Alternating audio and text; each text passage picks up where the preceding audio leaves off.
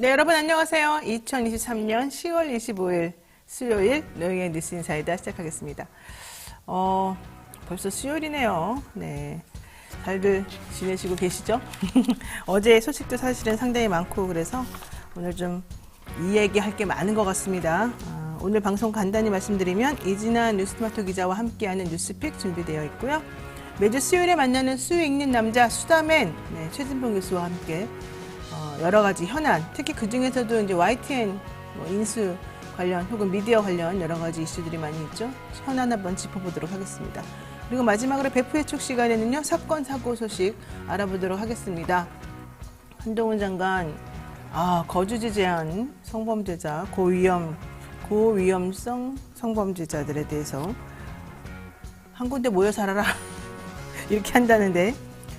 요즘 제가 봤을 때 좀 우려되는 부분이 있습니다. 얘기도 한번 얘기해보고요. 좀 일어나고 있는 사건, 사고 왜 일어나는지도 한번 살펴보도록 하겠습니다. 생방송 중에 궁금한 점 있으시면 언제든 댓글 남겨주시고요. 자, 그럼 노영의 뉴스 인사이다 본격적으로 시작해보겠습니다.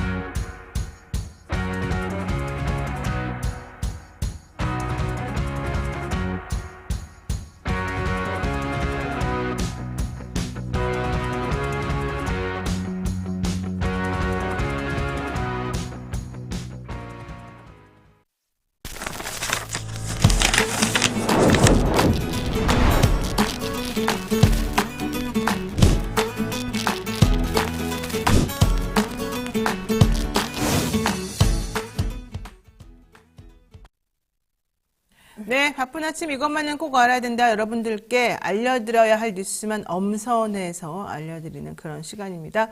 듣기만 해도 이해가 쏙쏙 되는 뉴스픽 시간인데요. 오늘은 이진아 기자와 함께하겠습니다. 어서 오세요. 네, 안녕하세요. 사실 요즘 맨날 이진아 기자랑 하기 때문에 오늘은 이런 말은 필요도 없는데. 자, 첫 번째 이슈 보겠습니다. 대통령실이 국가안보 예산을 엄청나게 삭감했어요. 예. 네, 지난 4월에 용산 대통령실에 대한 미국 정보기관의 도감청 논란이 있었는데요. 그런데 어제 더불어민주당 소속 고민정 의원이 낸 자료를 살펴보면 대통령실이 국가사이버 보안기술 관련 연구개발 예산을 지난해보다 29% 삭감한 389억 2,600만 원으로 편성한 것으로 알려졌습니다. 또 이와 비슷한 맥락으로 정부는 사회적 약자를 위한 예산도 대폭 삭감해 논란이 이어지고 있습니다. 지금 국가 사이버 보안 기술 관련 R&D 예산이 553억 3,600만 원이었어요, 지난해. 근데 이번에 거의 30%를 삭감해서 한 389억 원 정도로 편성이 됐는데, 이 정도면은 거의 정말 엄청나게 삭감한 거라서 좀 왜 그러죠? 이 R&D, 특히 사이버 보안은 위험하지 않습니까, 요즘에? 네. 2주 전에 또 화이트 해커와 만나서 네. 대통령실에서는 이 보안을 좀 강화하고 연구 개발에 투자하겠다라는 식의 말씀을 했는데, 이제 여기 어제 고 의원이 낸 자료를 살펴보면요. 사업별로 보면 국보연에서 진행하던 5개 R&D 예산이 모두 삭감됐는데, 네. 특히 국가기밀 보안을 강화하는 내용의 국가 사이버 안전체계 구축 기술 개발 R&D 예산과 보안 위협에 선제적으로 대응하기 위한 국가 사이버 보안 미래 핵심 기술 개발 R&D 사업 예산을 각각 전년 대비 24억 원가량과 18억 가량씩을 이제 각각 삭감했습니다. 또 보안 장비 교체를 위한 장비 구입도 대폭 줄였는데요. 양자 암호 연구 장비 구입을 위해서 내년도 예산에 50억 원 정도를 지원해달라고 요청했지만 절반가량인 27억 원을 편성해서 지난해 대비 65%나 삭감한 것으로 나타났습니다. 그래서 고민정 의원은 윤석열 정부가 국가 사이버 안보 대응 역량 강화를 110대 국정 과제 중 하나로 채택해 놓고서는 이번 예산 편성은 국정 기조와 맞지도 않는다면서 이런 이런 그 도감청 의혹이 터졌는데도 전문기관의 R&D 예산과 장비 구입마저 삭감한 것은 국가 안보를 흔드는 역행이라고 비판했습니다. 아니 사실은 이 요즘에 정보전이라고도 하고 해커 물론 뭐 해커가 뭐 실질적으로 얼마나 활동하는지 모르겠습니다만 전 세계적으로 해커의 활동 때문에 이 보안 쪽이 좀 문제다라는 거는 뭐 누구나 다 아는 상식 아니겠습니까? 대통령이 화이트 해커 내가 해결하겠다. 화이트 해커 만나서 이제 우리 앞으로 잘해보자 이런 얘기도 하고 그랬었는데 갑자기 또 이렇게 본인이 그동안 얘기했던 거랑 다르게 행동을 하니 말을 믿을 수가 없어 지금. 도대체 이 어찌된 일인지. 게다가 장비가 생명 아니겠어요? 네. 이거 장비도 지금 제대로 안 해준다는 거잖아요. 이거 상당히 좀 문제가 있는 것 같아요. 게다가 또 다른 종류의 사회복지 예산도 많이 깎았죠. 네, 일단 사회적 약자를 지원하는 예산도 곳곳에서 삭감이 됐는데 먼저 중증 장애인이 다른 중증 장애인을 만나서 취업을 연계해주는 사업인 동료 지원가라는 예산이 있습니다. 이 예산은 지금 전액 삭감 위기에 놓였는데요.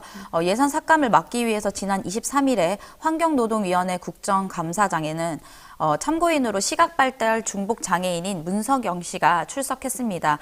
문석영 씨는 금쪽 같은 동료 지원가 사업이 절대 폐지돼서는 안 된다라면서 일을 하면서 내가 쓸모 있는 사람이 됐다고 생각을 하게 됐고 또 취업하고 싶다는 사람들도 많아져서 뿌듯하고 행복했다라고 밝혔는데요. 이 사업에 드는 예산은 23억 원인 것으로 알려졌습니다. 아이고 겨우 23억 원 주면서 그것도 또 깎고 막 그러는 건 아유 잘 모르겠어요. 근데 장애인이나 이런 사람들은 같이 더불어 사는 세상이기 때문에 이런 종류의 지원은 저는 깎으면 절대 안 될 것 같은데 좀 안타깝고 속상합니다. 또 하나 또 저출산 관련 예산도 지금 깎는다면서요? 네, 저출산을 책임지겠다라고 큰소리친 정부가 20일 보건복지부에 따르면 내년도 예산안에 국공립 어린이집 확충 분야에 417억 원으로 올해 492억 원이었는데요. 75억 원 정도, 그러니까 15% 정도 줄어들었던 예산으로 이제 확정을 했습니다.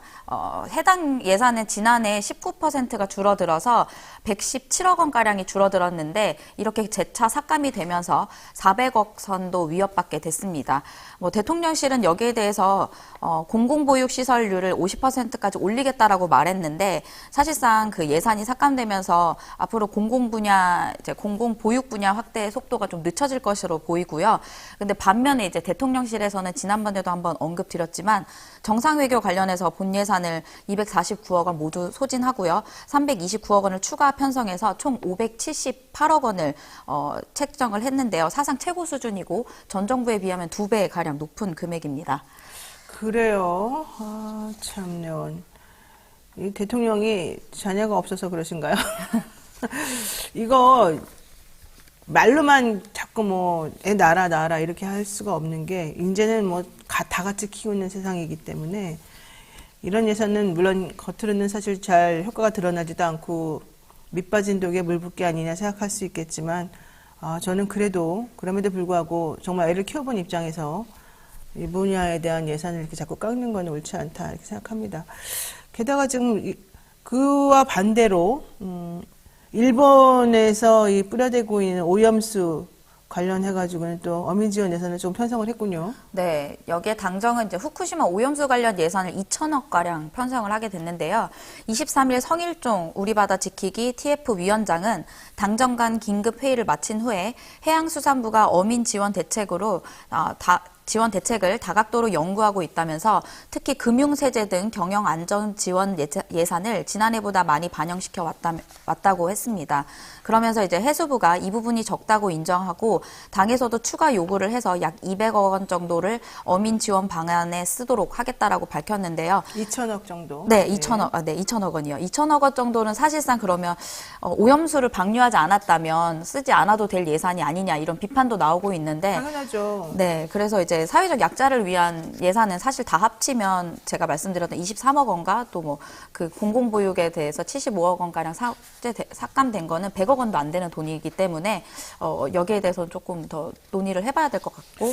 네. 맞아요. 그러니까 지금 대통령이 그 외교 순방 이런 예산 지금 완벽하게 넘어섰습니다. 이미 그 기존에 책정돼 있던 것보다. 그러면서 앞으로도 제가 보기에는 더 많이 계속해서 쓰실 것 같은데 그런 예산을 조금 줄이시는 게 어떨까 생각이 들기도 하고 또 일본 오염수 피해는 우리가 유발한 게 아니기 때문에 일본으로부터 받아야 되는데 그런 건 하나도 안 받고 그냥 우리나라 예산에서 내가지고 그걸 지금 어민들에게 도와준다는 거. 그러면서 또 그 예산을 하기 위해서 다른 쪽의 예산들을 삭감한다는 거. 이거는 매우 옳지 않다. 이 국회의원님들께서 이 예산 관련해가지고는 좀 가열차게 싸워가지고 이렇게 좀 불합리한 점에 대해서는 얘기를 해주시는 게 맞지 않을까 생각이 드는데 우리 바다 지키기 말은 참 좋은데 실제 우리 바다를 지키고 있는지도 걱정스럽고 왜 이렇게 자꾸 이러는지 모르겠어요. 자, 두 번째 이슈 보겠습니다. 네. 네, 재범 위험이 높거나 아동을 상대로 성범죄를 저지른 이른바 고위험 성범죄자는 출소 이후에 지정된 시설에만 살게 하는 한국형 재식합법이 추진될 것으로 보입니다. 법무부가 어제 브리핑을 열고 고위험 성범죄자 거주지 제한법을 오는 26일 입법을 예고한다고 밝혔는데요. 재범 우려가 높은 성범죄자는 정부가 지정한 시설에 살도록 거주를 제한하겠다는 것입니다. 대상은 13세 미만 아동을 대상으로 했거나 3차례 이상 성폭력 범죄를 저질러서 징역 10년 이상을 선고받은 전자발찌 부착자입니다. 보호관찰소장이 신청하면 검찰이 법원에 청구하고 법원이 결정하는 이런 절차를 갖게 될 것으로 보입니다. 이거는 사실은 그 취지나 이런 거는 좋은데 제가 법조인의 입장에서 보자면 상당히 위험한 발언이 될 수 있습니다. 이 주거 이전의 자유라고 하는 게 헌법에 명시되어 있는 자유거든요. 그렇지만 물론 이제 그런 중범죄자들, 강력범죄를 저지른 사람들에게 무슨 기본권을 얘기하느냐 이제 이렇게 얘기할 수 있겠지만 기본권이라고 하는 것은 또 다른 측면에서 생각해 볼 수가 있기 때문에 이 부분에 대해서는 사실은 상당히 이렇게 그냥 법무부 장관, 법무부 혼자 이렇게 생각해가지고 할 수 있는 부분이 아니라 좀 공청회를 하든 뭘 하든 학계나 여기저기서 논의가 좀 많이 필요한 부분인 것 같아요. 이거 인기 영합적인 정책이고 인기 영합적인 그런 것이기는 분명합니다만은 이거 나중에 분명히 또 위헌 청구하고 이럴 가능성이 높아서 상당히 문제가 있을 수가 있어요. 게다가 지금 그 동네에 계시는 분들은 어떻게 하겠다는 거예요? 네, 특정 주민들 네, 지역 같은 주민들이. 경우는 네, 반발할 것으로도 보이고요. 근데 여기 일단 한동훈 법무부 장관이 어제 말한 것에서 보면요. 이거는 단순히 내쫓는 방식이 아니라 국가의 책임을 강화하는 식이라고 이제 설명을 했고요. 또 이중처벌 논란에 대해서는 보안 처분은 형벌이 아니기 때문에 이중처벌 문제는 없다. 이렇게 이야기도 했습니다. 또 문제가 되는 것은 이 개정안이 내용에 보면요. 소급 적용도 가능하다고 하기 때문에 또 조두순이나 이런 사람이 이제 출소를 이미 했는데도 거주지 제한을 받고 그분도 이제 소급 적용이 되니까 이미 형량을 다 받고 왔어도 이제 거주지 제한을 할 수 있다라는 얘기인데요. 그래서 또 실효성 논란에 대한 것과 또 기본권을 침해한다는 논란이 또 이어질 것으로 좀 보입니다. 게다가 보호관찰소장이 지금 이거 신청한다는 거 아니겠어요? 보호관찰소장이 그 사람의 장래 범죄 가능성 이것까지 전부 다 자기가 다 무슨 신도 아닌데 알아가지고 다 할 수는 없는 건데 이 부분에 대해서는 제가 말을 아끼겠습니다만은 사실은 상당히 좀 논란이 이루어질 가능성이 매우 높아요. 물론 뭐 장관이 검사 출신이니까 법을 잘 아시겠지만 이게 이렇게 그냥 졸속으로 할 수 있는 문제인지는 잘 모르겠네요. 네. 자, 여기까지 오늘 해야 될 것 같습니다. 이진아 기자 수고 많으셨습니다. 네, 감사합니다. 생방송 댓글 참여 계속 부탁드리고요. 잠시 기다리시면 여러분이 좋아하는 따발총 최진봉 교수와 함께하겠습니다.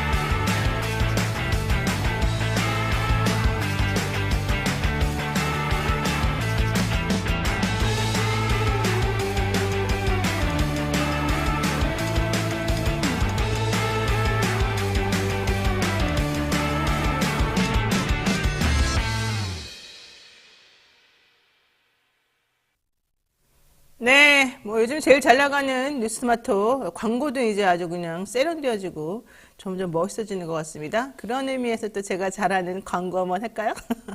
산삼 순백 광고죠. 지리산 7년근 산양 산삼에서 100% 추출한 진액으로 만든 산삼 순백입니다. 산삼 순백 한 박스 구매하시면요, 한 박스 더 드리는 1+1 이벤트 하고요. 신제품도 같이 드립니다. 신제품은 산삼 시대라고 우리가 또 명명을 하고 있습니다. 산양 산삼 70%의 도라지, 홍삼, 메가를 잘 배합을 했기 때문에 여러분 드시면은 힘이 불끈불끈 솟지 않을까. 저도 이거 지금 복용하고 있습니다. 제가 복용한 지 한 2주 정도 된 것 같은데 제가 나중에 한번 좀 저의 혈색을 보시면서 여러분이 정말 제 이렇게 실험을 노영이변에서 해보니까 다르네 이렇게 생각이 드신다면 한번 선물용으로 혹은 부모님께 혹은 본인의 몸보신용으로 한번 구매해 보시도록 하죠. 자, 최진병 교수님 또 우리 바로 만나봐야 되겠습니다. 하루도 조용할 날이 없는 정치권 속에서 열불나는 여러분들 위해서 더 불을 질러버리는 이분 왜 그런지 모르겠습니다. 열받을수록 발음이 정확해지는 이 수다맨 따발총 랩진봉 최진봉 교수 모시겠습니다. 어서 오십시오. 안녕하십니까. 네, 얼굴이 안 좋아요 표정이? 얼굴 색깔도 그렇고 좀 저거 좀 똑바로 좀 웃지 말고 좀 너무 빨갛지 않습니까? 그러니까요. 비교되잖아요. 왜 그럴까요? 지금. 건강. 사모님한테 얘기 좀 하세요. 얼굴 좀 이렇게 좀 무슨 해달라고. 네, 좋습니다. 저는 아주 기분 좋습니다. 비교돼서. 네. 근데 얼굴 제가 너무 크군요. 뒤로 좀 가야 되겠어요. 자, 이렇게 웃으면서 한번 시작했습니다만, 오늘도 화날 일이 되게 많아요. 네, 보도 전문 채널 YTN. YTN은 참 제가 좋아하는 방송국이죠. 그럼요, 제가 아침에 라디오도 진행을 옛날에 했었고. 했었잖아요. 네. 잘리셨잖아요. 지금은 박지훈 씨가 하고 있습니다만은, 네, YTN 출발 새 아침 제가 했었을 때 잘 나갔습니다. 잘렸잖아요. 잘 나갔었지. 잘렸잖아요. 후회하고 있대요, 지금. 아, 그래요? 네. 박지훈을 쓴 게 후회할 일이지. 아니죠. 박지훈은 잘하고 있기 때문에 그 노영이를 딴 데라도 좀 놔둘 거 생각하고 있다는 거겠죠. 제 오로지 추측입니다. 예. 자, 근데 보도 전문 채널 YTN 문제는 그겁니다. 사실은 이제 이 공공기관이 가지고 있는 지분 비율이 높았기 때문에 그동안에는 그 위쪽에서 누르는 뭐 특별히 그런 종류의 간섭 같은 거는 없었었는데 그렇죠. 이제 이거를 갑자기 왜 그런지 모르겠습니다만 이 정권 들어와가지고 갑자기 막 매각하고 이러지 않습니까? 한전하고 마사회 이런 지분 같은 거. 그랬는데 새 주인을 찾는다고 했는데 결국 유진기업이라고 하는 이 재계 서열순위 70위권에 해당하는 기업에 낙찰이 됐답니다. 하지만 이 회사 관련해가지고 언론노조 YTN 지부에서 성명을 내고 반대 입장을 밝혔거든요. 자, 유진기업의 YTN 인수가 갖는 의미가 뭔지, 왜 이렇게 됐는지 한번 설명을 좀 쭉 들어보겠습니다. 유진기업 같은 경우 이제 세계 기업이 그 입찰에 참가를 했어요. 근데 입찰이라고 하는 것은 다른 거 안 보고요. 누가 제일 돈을 많이 썼느냐만 보는 거예요. 아하. 그러니까 경쟁 입찰을 하는 거니까 호텔에 모여가지고 이제 하고 싶은 회사들 지원서 내고 그리고 이제 마지막 얼마 써서 내잖아요, 몰래. 근데 가장 많이 쓴 데가 유진기업이에요. 그렇군요. 네, 그러니까 3,200억 정도. 예. 근데 다른 회사들 뭐 통일교 재단 같은 게 1,몇백억이었고 다른 회사는 2,000 얼마였어요. 한세실업과. 예. 예. 그러니까 제일 많이 써는 데가 유진기업이에요. 그래서 거기가 된 건데 이제 물론 이게 어떤 연관성이 있느냐 하는 부분은 좀 지켜봐야 돼요. 지금 상황에서. 유진기업 같은 경우 이제 논란이 되는 건 뭐냐면 네. 이분들이 과연 방송 경험이나 방송에 대한 어떤 노하우나 방송에 대한 철학이 있느냐 하는 부분에 논란이 되는 거예요. 이 회사가 1950년도 정도에 모태가 생겼더라고요. 건빵 회사 있어요. 건빵. 그렇죠. 건빵 만드는 회사 시작을 해가지고 점점 사업을 확장시켜가지고 지금 중견기업 정도 되더라고요. 그리고 예전에 방송 경험이랑 유일하게 있었던 게 케이블 뭐냐면 채널. 예, 케이블 채널, 부천 지역의 케이블 채널을 했다고 해요. 근데 그것도 팔았어요. 네. 그러니까 지금 하지 않고요. 그래서 제가 볼 때 유진이라는 회사가 방송과 연관됐다는 얘기는 저는 언론학자지만 한 번도 들어본 적은 없고요. 문제는 뭐냐면 나중에 얘기 나누겠지만 이제 방통위 심사를 거쳐야 돼요. 이게 이제 최대 지주가 되면 최대 지주, 출자 지주로서의 자격에 대한 검사를 하게 되는데 여기서 어떤 결과가 나오느냐에 따라서 추후에 판단을 해야 된다. 무슨 말이냐면 만약에 이건 이제 제 생각이고 개인적인 판단인데요. 네. 정부 차원에서 그러니까 현 정부에서 윤석열 정부나 아니면 이동관 방통위원장 입장에서 이 회사가 YTN을 인수하면 우리가 원하는 대로 잘 할 거다. 이런 판단이 들면 승인을 해주겠죠. 네. 근데 만약에 그게 아니라고 하면 저는 반려할 거라고 생각해요. 그러니까 지난번에 어떤 일이 있었냐면요. 이 그 YTN 그 사겠다고 주식을 사겠다고 했던 몇 개 회사들이 막판에 서류가 미비돼 가지고 못 들어온 데가 있어요. 몇 군데. 그러니까 지금 세 군데가 입찰에 참여했잖아요. 네. 근데 그 전에 여러 가지 이유 때문에 참여하려다가 중간에 포기하거나 아니면 불발된 회사들이 있거든요. 저도 사실 그 회사들 이름 그러니까, 들었었는데 맞아요. 갑자기 그 회사들 다 빠졌잖아요. 그러니까요. 왜 그래서 네. 만약에 이제 제 추측인데요, 이거는 그런 회사들을 들어오게 하려면 어떻게 하면 되냐? 그냥 방통위에서 거부하면 돼요. 그러면 다 무산돼 버려요. 그러니까 지금 현재 여기서 입찰해서 1등을 했다고 해서 반드시 이 회사가 확정적으로 가져간다고 얘기할 수는 없어요. 그럼 지켜봐야 네. 된다. 그러니까 한마디로 얘기하면 윤석열 정부나 방통위원장 입장에서 이동관 방통위원장 입장에서 우리가 원하는 대로 방송을 할 거다라고 생각되면 이 회사에 허가를 해줄 거고요. 아니라고 하면 거부할 가능성도 있다. 그건 좀 지켜봐야 될 것 같습니다. 근데 보세요. YTN 사실은 인수하기 전에 유진그룹은 제가 알기로는 자금이 좀 모자랐던 것으로 네, 알고 그렇게 있어요. 저도 들었어요. 그래서 네. 그 돈이 3,200억이라고 하는 3,199억 원이라고 하는 그 돈이 도대체 어디서 날 것이냐. 이제 이게 첫 번째 의문점이고 두 번째로는 이 회사가 들어가지고 알짜배기 YTN 자산만 팔아먹고 그냥 그만두고 또 나갈 수도 있다. 그럴 이런 수도 얘기가 있죠. 있습니다. 왜냐하면 그런 회사를 건 망가뜨릴 수 있다는 건데 지금 상암동 사옥이 있죠. 남산타워, 남산타워? 하여튼 남산에 있는 그 큰 그렇죠. 빌딩이 타워 있어요. 있어요. 맞아요. 네. 네, 현금도 그것도, 있고. 네. 실제 YTN이 가지고 있는 이 자산 규모가 한 7천억 정도 된다는 맞아요. 얘기입니다. 그리고 지금 코스닥 상장사 아니겠습니까? YTN이 시가총액이 2,520억 정도라고 하는데 지금 사람들이 우려하고 있는 것은 이 유진기업이라고 하는 곳이 여기에 왜 들어왔겠느냐. 이거는 아무래도 YTN의 기본 자산을 좀 노리고 들어온 거다. 이런 의심을 품고 있는 거예요. 그렇게 되면 보도 전문 채널이라고 하는 이 기업이 가지고 있는 우리가 정말 돈으로 환산할 수 없는 예. 그런 정말 대단한 이 가치 이런 것들에 대해서는 신경 안 쓰고 오로지 민영화된 이 회사에서는 자기네들 돈을 좀 불리는 쪽으로만 생각할 가능성이 높기 때문에 이렇게 되면 대한민국 전체로서 좀 손실 아니냐 이런 얘기거든요. 당연하죠. 그러니까 두 가지 측면이에요. 네. 말씀하신 것처럼 1차적으로 가장 단순하게 생각해보면 자산 매각을 통해서 본인들의 배만 불리거나 아니면 돈만 벌고 빠져나가는 방법. 네. 그러니까 회사를 망가뜨리고 나서 본인들은 이익만 챙기고 빠져나가는 경우죠. 주식을 또 판매를 해가지고 그런 이유가 있을 가능성이 있고요. 두 번째는 뭐냐면 YTN이라고 하는 회사가 갖고 있는 이제 보도 전문 채널로서의 가치는 뭐냐면 자기 회사, 즉 유진이라는 회사의 방어 수단을 활용할 수 있어요. 그렇죠. 정치적인 어떤 또 뭐랄까 수단으로 활용할 수도 있고요. 뭐 예를 들면 이런 거잖아요.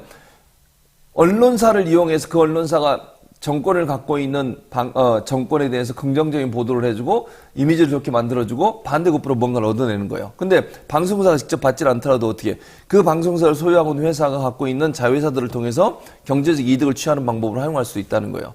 그게 바로 경제 권력과 정치 권력이 결탁을 하게 되면요. 방송사를 운영하는 경제 권력은 정치 권력에 유리한 이미지를 만들어주고 정치 권력은 그 회사에 여러 가지 제약을 풀어주거나 아니면 사업 확장을 해서 어떤 그 혜택을 주는 방법으로 그렇게 악어와 악어의 관계가 형성될 수 있다는 얘기죠. 그럼 유진 입장에서 만약에 이건 이제 추측의 영역인데요. 유진 입장에서 이걸 인수한 이유가 당장 YTN 운영을 통해 돈을 벌 수는 없겠지만 다른 방법을 통해서 이익을 얻어낼 수 있다는 거예요. 이 회사가 자회사들이 많아요. 여러 그렇죠. 사업을 하고 50개 있어요, 지금. 정도 있죠, 50개. 그렇죠? 네. 근데 그 회사들에게 알게 모르게 정부에서 지원을 해주거나 아니면 후원을 해주거나 후원이라는 표현보다는 제도적인 어떤 그 제한된 부분들을 풀어줘가지고 사업을 확장할 수 있는 방법을 만들어주거나 이런 방법이 되면 어떻게 되겠습니까? 그럼 돈을 벌게 되는 거잖아요. 이게 그러니까요. 저는 참 이 정부가 이렇게 진짜 언론 길들이기를 이런 식으로 치사하게 하는 거 매우 부적절하다고 생각합니다만은 유진기업이라고 하는 이 회사에다가 또 이렇게 넘기는 것도 정말 좀 신중했으면 좋겠다는 생각을 할 수밖에 없는데 YTN 지부에서는 언론 노동조와 YTN 지부에서는 매각 작업 중단해라. 도대체 왜 이런 짓을 하느냐. 지금 그렇죠. 이렇게 얘기를 하고 있습니다. 그래서 여론은 심판대에 서게 될 거라고 하는데 사실 호반건설이 네. 서울신문 서울신문. 인수하고 난 다음에 네, 서울신문 지금 상당히 안 좋거든요. 안 좋아졌죠. 그리고 서울신문의 보도나 여러 가지 기사의 방향이 사실은 그 회사 호반건설을 좀 옹호하는 쪽으로 계속해서 이게 그렇죠. 올라가고 있고 내부적으로도 좀 기자들하고 뭐 데스크하고 막 갈등이 너무 심하다는 거예요. 당연하죠. 근데 그렇게 될 가능성이 상당히 너무하잖아요. 당연히 그렇죠. 그러니까 회사 입장에서 봤을 때는 그러니까 네. 사주가 있는 회사는요. 잘 생각해 보셔야 돼요. 그 사주가 운영하는 회사에 대해 비판적인 보도를 할 수 있겠어요? 그러니까요. 불가능해요. 네. 뭐 50여 개 되는 회사 운영한다고 그랬잖아요. 노영희 변호사가. 그 회사들이 만약 비리가 있다고 하면 YTN이 보도를 하겠어요? 당연히 못하지. 그게 불가능해요. 또 하나는 정권에 가깝게 갈 수밖에 없어요. 기업하는 사람들이요. 정권에 각을 세우면서 기업을 할 수 있겠어요? 아, 그렇군요. 기업하는 사람들 입장에서는 돈을 벌기 위해서 정권과 가까워져야 돼요. 그러니까 정치 권력과 경제 권력은 늘 결탁하는 게 일반적이에요. 네. 근데 일반 사주가 있는 언론사가 어떻게 공정하게 방송을 할 수 있겠냐고요. 그래서 YTN을 준 공영방송을 만들어 놓은 거예요. 그러니까 마사회나 한전 KDN이 주식을 갖고 있었던 이유가 뭐겠어요? 기업이 그거 간섭하지 못하게 하려고. 그렇죠. 공기업이 하니까 국가가 개입을 안 하게 되면 공기업이 운영한 회사 같은 경우에는 당연히 공정성을 지킬 수 있잖아요. 압박이나 외압이 없으니까. 근데 일반 기업이 사기업이 들어가서 방송을 해보세요. 어떻게 되겠어요? 그 사기업의 사주에 입김이 강력하게 작용할 수밖에 없는 거죠. 네. 그게 다 제가 쓴 책 미디어 정치 경제학이 있습니다. 지금 뭐예요, 갑자기? 홍보. 아니, 근데 지금 중요한 거는 지금 방통위에서는 단순한 재무 역량뿐만 아니라 공정성과 공영성을 바탕으로 글로벌 미디어 강국으로 도약할 경영 철학이 있는지 등을 종합적으로 심사하겠다 이러면서 자기네들이 좀 엄격하게 심사해가지고 할 것처럼 말하지만 제가 봤을 때는 이거는 정말 다들 좀 믿기 어려운 말인 것 같고 당연하죠. 그러려면 뭐 하려고 이거를 매각을 했을 쓸데없이 이런 생각이 좀 들거든요. 방통위가 어떻게 하겠습니까? 그러니까 이거는 이제 네. 우리가 아직은 막 이게 언론에 적극적으로 보도가 안 되고 있어서 이 회사의 정체성을 잘 모르겠어요. 그러니까 무슨 말이냐면 일부 흘러나오는 말이에요. 이거는 그냥 지라시에서 나오는 말이 기재부 장관과 연관성이 있다, 또 대통령실과 연관성이 이런 얘기들이 이건 그래요? 지라시예요. 제가 100% 이거는 확인되지 않았고요. 사실관계 몰라요. 그런 얘기들이 흘러나오고 있는데 네. 그거 확인을 해봐야죠. 언론인들이 취재를 해야겠죠. 아니면 시민사회단체나 이런 데서 좀 조사를 해가지고 이 기업이 정말 어떤 연관성이 있는지 찾아내야 되는데 그 출발점은 뭐냐면 방통위가 과연 이 기업에게 YTN을 인수하도록 해주느냐 마느냐가 저는 변곡점이 될 거라고 근데 생각해요. 하겠죠. 왜냐하면 정부에서는 지금 돈 벌려고 적자 기업이니까 자기네가 돈 벌려고 이걸 넘긴다 뭐 이런 취지도 있지 않았어요? 그러니까 그게 유진이냐 하는 문제는 아직 모르겠다는 거예요. 아까 제가 말씀드렸잖아요. 방통위가 마지막으로 최종적으로 결정할 수 있는 권한을 갖고 있어요. 그 말은 여기서 입찰해서 1등을 했다고 해서 반드시 이 사람이 인수할 수 있느냐 그건 아직은 아니라는 거예요. 방통위 최종 심사를 통해서 공정성, 공익성이 확보됐다고 얘기하면서 네. 유진이 해. 그러면 거기에 대해서 뭔가 있을 수 있는 부분을 찾아내야 된다는 제가 말씀을 드리는 것이고요. 만약에 제가 아까 말씀드린 것처럼 다른 회사에 주고 싶었는데 그 회사가 입찰에 참여를 못 해가지고 지금 이런 상황이 됐다고 어떻게 하겠어요? 당연히 거부를 하겠죠. 네. 방통위에서 안 된다고 그러겠죠. 네. 지금 방통위에 5명이 정원이 2명 있잖아요. 둘 다 대통령이 임명한 사람들이에요. 그렇죠. 네. 아니 무슨 국민의힘도 아니고 대통령이 임명한 위원장과 대통령이 추천한 부위원장 둘이 앉아가지고 하고 있어요 지금.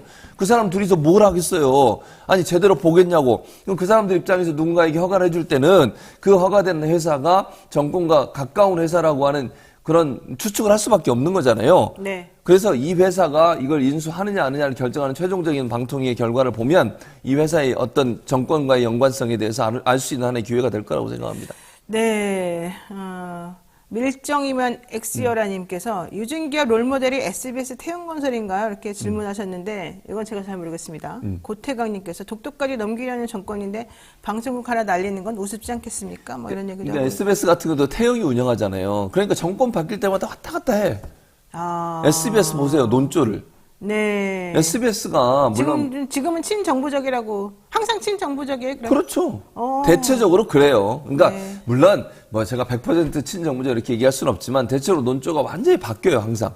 그러니까 정권이 바뀌면 바뀔수록 그 정권에 맞게 입맛에 맞게 왜 그러냐면 사주가 기업인이기 때문에 그러는 거예요. 그게 만약에요. 사주가 기업인이 아니고 공영방송처럼 국민이 주인이고 아니면 주인이 없이 공영적인 목적에서 운영되는 방송사라면 그렇게 안 바뀌죠. 네. 근데 사주가 주인이 일반 기업인이고 기업인이 기업을 하는 사람이라고 하면 네. 방송을 운영하는 가지고 그 방송을 통해서 본인의 이익을 취하고 싶은 그런 생각이 안 들겠습니까? 그런 점에서 본다고 하면 SBS 롤모델이 된다는 것은 어떤 사업을 하는 사람이 방송국을 소유했을 때 가져올 수 있는 여러 가지 문제점이 그대로 드러날 수밖에 없다고 봅니다. 그러니까 이게 자본주의 사회라서 이 언론 미디어 그룹 이런 거 소유하면서 또 건설회사처럼 또 대부분 그래요. 그러니까 지금 지역 민방들도요 건설사들이 많이 소유하고 있어요. 근데 지역 생각해보니까 민방들. 그러네요. SBS 사실 태형건설도 건설사잖아요. 건설사요. 유진그룹도 사실은 건설사거든요. 건설하고 있고. 건설사들이 이 네. 언론사들 많아요. 호반건설도 건설이잖아요. 건설이죠. 그럼 왜 건설사들이 그러겠어? 전부 다 언론을 다 장악하는 거야? 그러니까 두 가지라고 얘기했잖아요. 첫째 자기 방어예요. 그러니까 건설사들 비리도 있을 수 있고 여러 가지 문제가 많을 수 있잖아요. 네. 그거에 대해서 보도를 하는 것을 방어해. 그러니까 자기 기자들을 내세워서, 그러니까 자기가 운영하고 있는 회사의 언론사의 기자들을 내세워서 방어적인 기사를 쓰게 하거나 비판적 기사를 못 쓰게 만드는 거나 또는 이런 경우도 있어요. 심지어는 상대방 어떤 언론사가 그 회사, 예를 들면 건설사가 운영하는 또는 건설사에 대한 비판적 기사를 쓰잖아요. 그 언론사에 대한 비판적 기사를 써 또. 그래요. 이용해가지고 자기가 운영하는 언론사를 이용해서 그런 경우도 많아요. 야, 이거는 진짜 심각한 상황인데 생각했던 것보다 더 심각하죠. 그래서 네. 언론은 정치 권력뿐만 아니라 경제 권력으로부터 자유가 필요한 거예요. 그러니까 예를 들면 자유민주주의 사회에서 우리나라는 지금 이상하게 다시 퇴행하고 있는데 원래 자유민주주의 사회에서는요. 언론은 정치 권력으로부터 어느 정도 자유를 누리게 돼 있어요. 근데 우리는 좀 퇴행을 해가지고 다시 정치 권력으로부터 자유를 못 누리고 있잖아요. 우리나라 언론사는. 네. 근데 가장 이제 민주주의로 가면 갈수록 가장 큰 문제가 뭐냐. 언론사가 경제 권력으로부터 자유를 못 누리는 거예요. 그 경제 권력이 언론을 장악하는 그런 구조가 자유민주주의 사회에서 언론의 통제 방법이고요. 문제는 경제 권력은 정치 권력의 영향을 받을 수밖에 없어요. 그러면 정치 권력은 간접적으로 언론을 통제하게 되는 거죠. 직접적인 통제가 그러네요. 아니고. 근데 우리는 지금 직접적인 통제를 해, 방통위를 이용해서. 이게 퇴행적 민주주의예요. 아니 어떻게 방통위가 그런 기능을 할 수 있죠? 중간에 껴가지고. 하면 안 되는 거죠. 그러니까. 근데 두 명이서 하잖아. 참. 이게 뭐 하는 거예요? 제주들도 좋네. 능력자들. 그러니까 최민희 전 의원도 임명을 안 하는 거잖아요. 그러니까요. 둘이서 하려고. 네. 그때 본인이 임명 안 되게 슬퍼했으나 오히려 지금은 괜찮죠? 그렇죠. 네. 괜히 가서 임명 안 될 뻔했잖아. 네. 홀로 걸어서님께서 정치 권력은 경제 권력이고 경제 권력은 검사 권력이고 우리나라 지금 삼박자 결탁의 카르텔 완성하고 있나요? 이렇게 질문하셨는데 맞는 것 같습니다. 뭐 사실은 잘 모르겠습니다만은 저는 좀 이거 상당히 문제가 심각한 상황이라는 걸 이제 깨닫게 됐습니다. 자, 더 문제가 있습니다. 네. 김효재 씨 지난번에 야. 방통위원장 직무 직무대행을 대행하면서 했죠. 온갖 여러 가지 정말 행동을 같이 아니, 해서 우리들로부터 법적으로 내가 비판을 물어볼게. 받았는데. 노영희 변호사님, 직무대행이 온갖 일을 다 해요? 제가 비유적으로 하나만 말씀드릴게요. 네, 말씀해 주세요. 지금 대법원장이 없어요. 네, 그래서 직무대행. 안철상 대법관이 지금 직무대행을 하고 네, 있어요. 안철상 대법관이 하는 말이 직무대행이라고 하면 이 적극적으로 무언가를 하면 안 된다. 안 되죠. 예, 그 체제를 유지하고 그 체제를 이제 바꾸지 않는 선에서 소극적으로 방어적으로 해야 되기 때문에 나는 이 대법원장의 권한과 관련된 뭐 인사나 뭐 이런 여러 가지 것들을 지금 안 하려고 하고 있다. 당연하죠. 얼마 전에 그렇게 말했어요. 그게 정상이잖아요. 그게 정상이에요. 당연하죠. 네, 그런데 그런데 자기가 김효재 위원장처럼 씨는 해. 김효재 씨는 아주 다 했어. 예. 쫓아내고 몰아내고 하여튼 임명하고 둘이 앉아가지고 다 네. 했었어요. 뭐 하는 그때 겁니까? 당시에 그때 세 명이긴 했어. 그때 당시에 김현 위원장이 방통위원은 있었죠. 의원이 그때 있었죠. MBC 막 쳐들어간다 그러고 네. 감사한다고 막 그랬을 때도 자기가 할 수 있는 게 없어서 퇴장을 단식하고 했죠. 뭐 여러 가지 행동을 했습니다만 할 수 있는 게 없었기 때문에 사실은 적극들을 막을 수는 없었던 상황이었어요. 맞아요. 근데 어쨌든 김효재 당시의 직무대행은 그런 비난을 감수하고서도 이동관 씨를 위해서 모든 꽃길을 다 만들어줬다는 네, 게 그랬었죠. 중론이었는데 그래서 그랬나요? 이번에 그 김효재 이 방통위 전 부위원장 당시 직무대행에 대해서 좋은 소식이 들립니다. 한국언론진흥재단의 이사장으로 이사장이 임명됐다는 거 아니겠습니까? 네, 맞아요. 오, 이거 뭡니까? 뭐겠어요. 열심히 일했으니까 이제 자리 하나 주는 거죠. 열심히 일했다고요? 그러니까 윤석열 정부 입장에서 윤석열 정부 입장에서 야 이동관 야. 방통위 오기 전에 다 정리해주고 자기 손에 피 묻혀서 다 정리해주고 수고했습니다. 자 이 자리 가시죠. 이거 아니에요? 그러니까요. 저는 그렇게 보여요. 네. 그러니까 언론진흥재단이라고 하는 곳이 정부 광고 집행하는 곳이거든요. 정부 광고 엄청나게 많은 돈을 집행을 해요. 그래요? 근데 정부 광고를 제일 많이 받는 데가 어딘 줄 아세요? 조중동이에요. 그걸 집행하는 곳이 언론진흥재단이에요. 근데 여기에 김효재 씨가 간다? 네, 이사장으로. 와. 지난번에 표한수라는 분이 전 이사장이에요. 그 네. 임기를 다 마쳤거든요. 네. 임기 마치기 전에 이 사람 쫓아내려고 회의를 열었는데 한 사람이 기권하는 바람에 못 쫓아냈어. 이사들이 이제 투표를 하잖아요. 이사장이 문제가 있다 그래가지고 쫓아내려고 현 정부 들어가지고 정권 바뀌어가지고 과반이 안 됐죠. 안 됐죠. 그러니까 표한수 이사장이 이제 문재인 정부 때 임명된 사람이거든요. 근데 그때 기권했던 데가 동아일보 출신이에요. 특이해요. 재밌네. 네. 그 사람이 봐도 이상한 거지. 이게 말이 되냐? 그런 생각이 들지 않겠어요? 지난번에 KBS 사장 네, 임명 그때도 관련해서도 맞아요. 그때 똑같아. 예, 그때 여당에서 추천한 추천했던, 이사. 예, 그분이 나 못하겠다, 도저히 못하겠다 해가지고 안 최소한 됐잖아요. 양심이 안 있는 거지 그 됐잖아요. 사람들은. 예. 그랬더니 그 사람 이제 사퇴하고 나서 새 사람 임명해가지고 또 추진하잖아요. 이게 그러니까. 무슨 창피해 죽겠다. 아니 누가 봐도 이건 이상하지 않습니까? 이런 일을 어떻게 이 백주 대낮에 저러는지 모르겠어요, 진짜. 이 안공서사님께서 이렇게 네. 말씀하시네요. 이렇게 하고도 자식들에게 할 말이 있을까요? 이거 되게 중요한 말인데. 뭘 배우겠냐 이거죠. 그래서 학폭 있었나? 아이고, 또 그렇게까지 연결하면 아니, 그냥 안 됩니다. 해본 소리예요. 네, 요즘 우리 최진봉 교수님이 세졌습니다. 원래 안 그런데. 예, 저분이 원래 되게 몸살이고 남한테 미루고. 이것 보세요. 어려운 일을 너희 자기가 안 변호사가 하려고 그렇게 그러고. 하라고 시켰어요, 저한테. 시작하기 전에. 제가 너무 놀라는 거 보셨죠, 여러분? 자, 언론노조에서 이 김효재 이사장 임명을 두고 예. 언론진흥재단을 언론 장악의 병참 기지를 삼고 있다.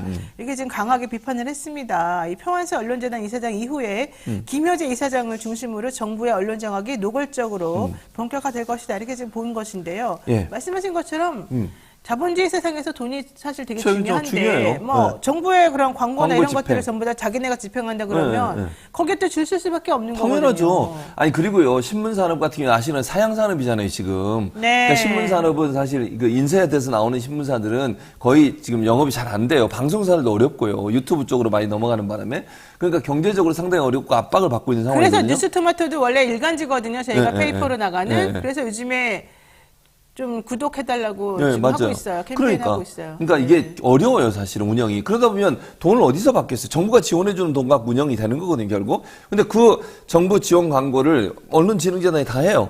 더 황당한 건 뭐냐면 언론진흥재단은 가짜뉴스 대응을 만드는데 또 웃겨 맞아요, 죽겠어요. 맞아요. 이름을 잘 봐, 이름. 언론 뭐예요? 그 다음이. 진흥을 하는데 가짜뉴스 때려잡냐? 그 말이 되냐고요. 진흥.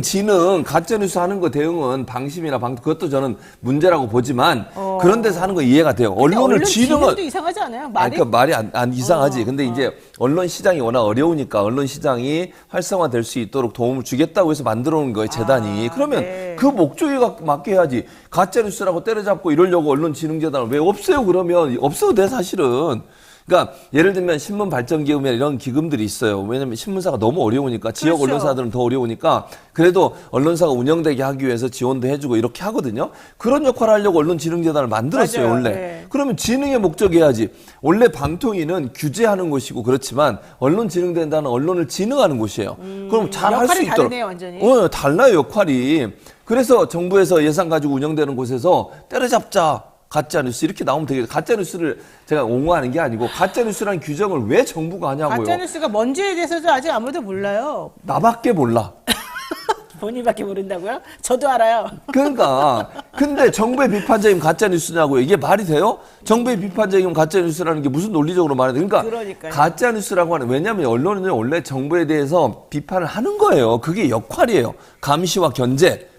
근데 그 역할을 하는데 그걸 가짜뉴스로 때려잡겠다고 하면 그 말이 안 되는 거잖아요. 아니 언론노조에서 얘기한 게 있는데요. 뭐라고 했냐면 지난 3월에 이 언론진흥재단의 상임이사가 누구누구가 됐느냐. 조선일보 출신의 정권현, 예. 연합뉴스 출신의 유병철, 맞아요. 중앙일보 출신의 남정호가 언론재단 상임이사로 임명이 되었는데 그 후로부터 실제 4월, 그러니까 임명된 지 한 달 정도도 안 됐을 때부터 재단 장악의 성과가 드러났다. 이러면서 윤석열 정권의 재단 장악 실체가 드러났는데 윤석열 일장기 격리 오보 기자에 대한 해외 연수 취소, 정권의 가짜뉴스 무리에 힘입은 가짜뉴스센터 설치, 언론진흥 정책 관련 뉴스나 재단 동정을 주로 다루어던 언론재단 뉴스레터의 국정 홍보물화 등 유무형 자원들이 정권의 언론 탄압을 위해 동원되는 양상이 뚜렷해졌다. 이렇게 지금 얘기를 했습니다.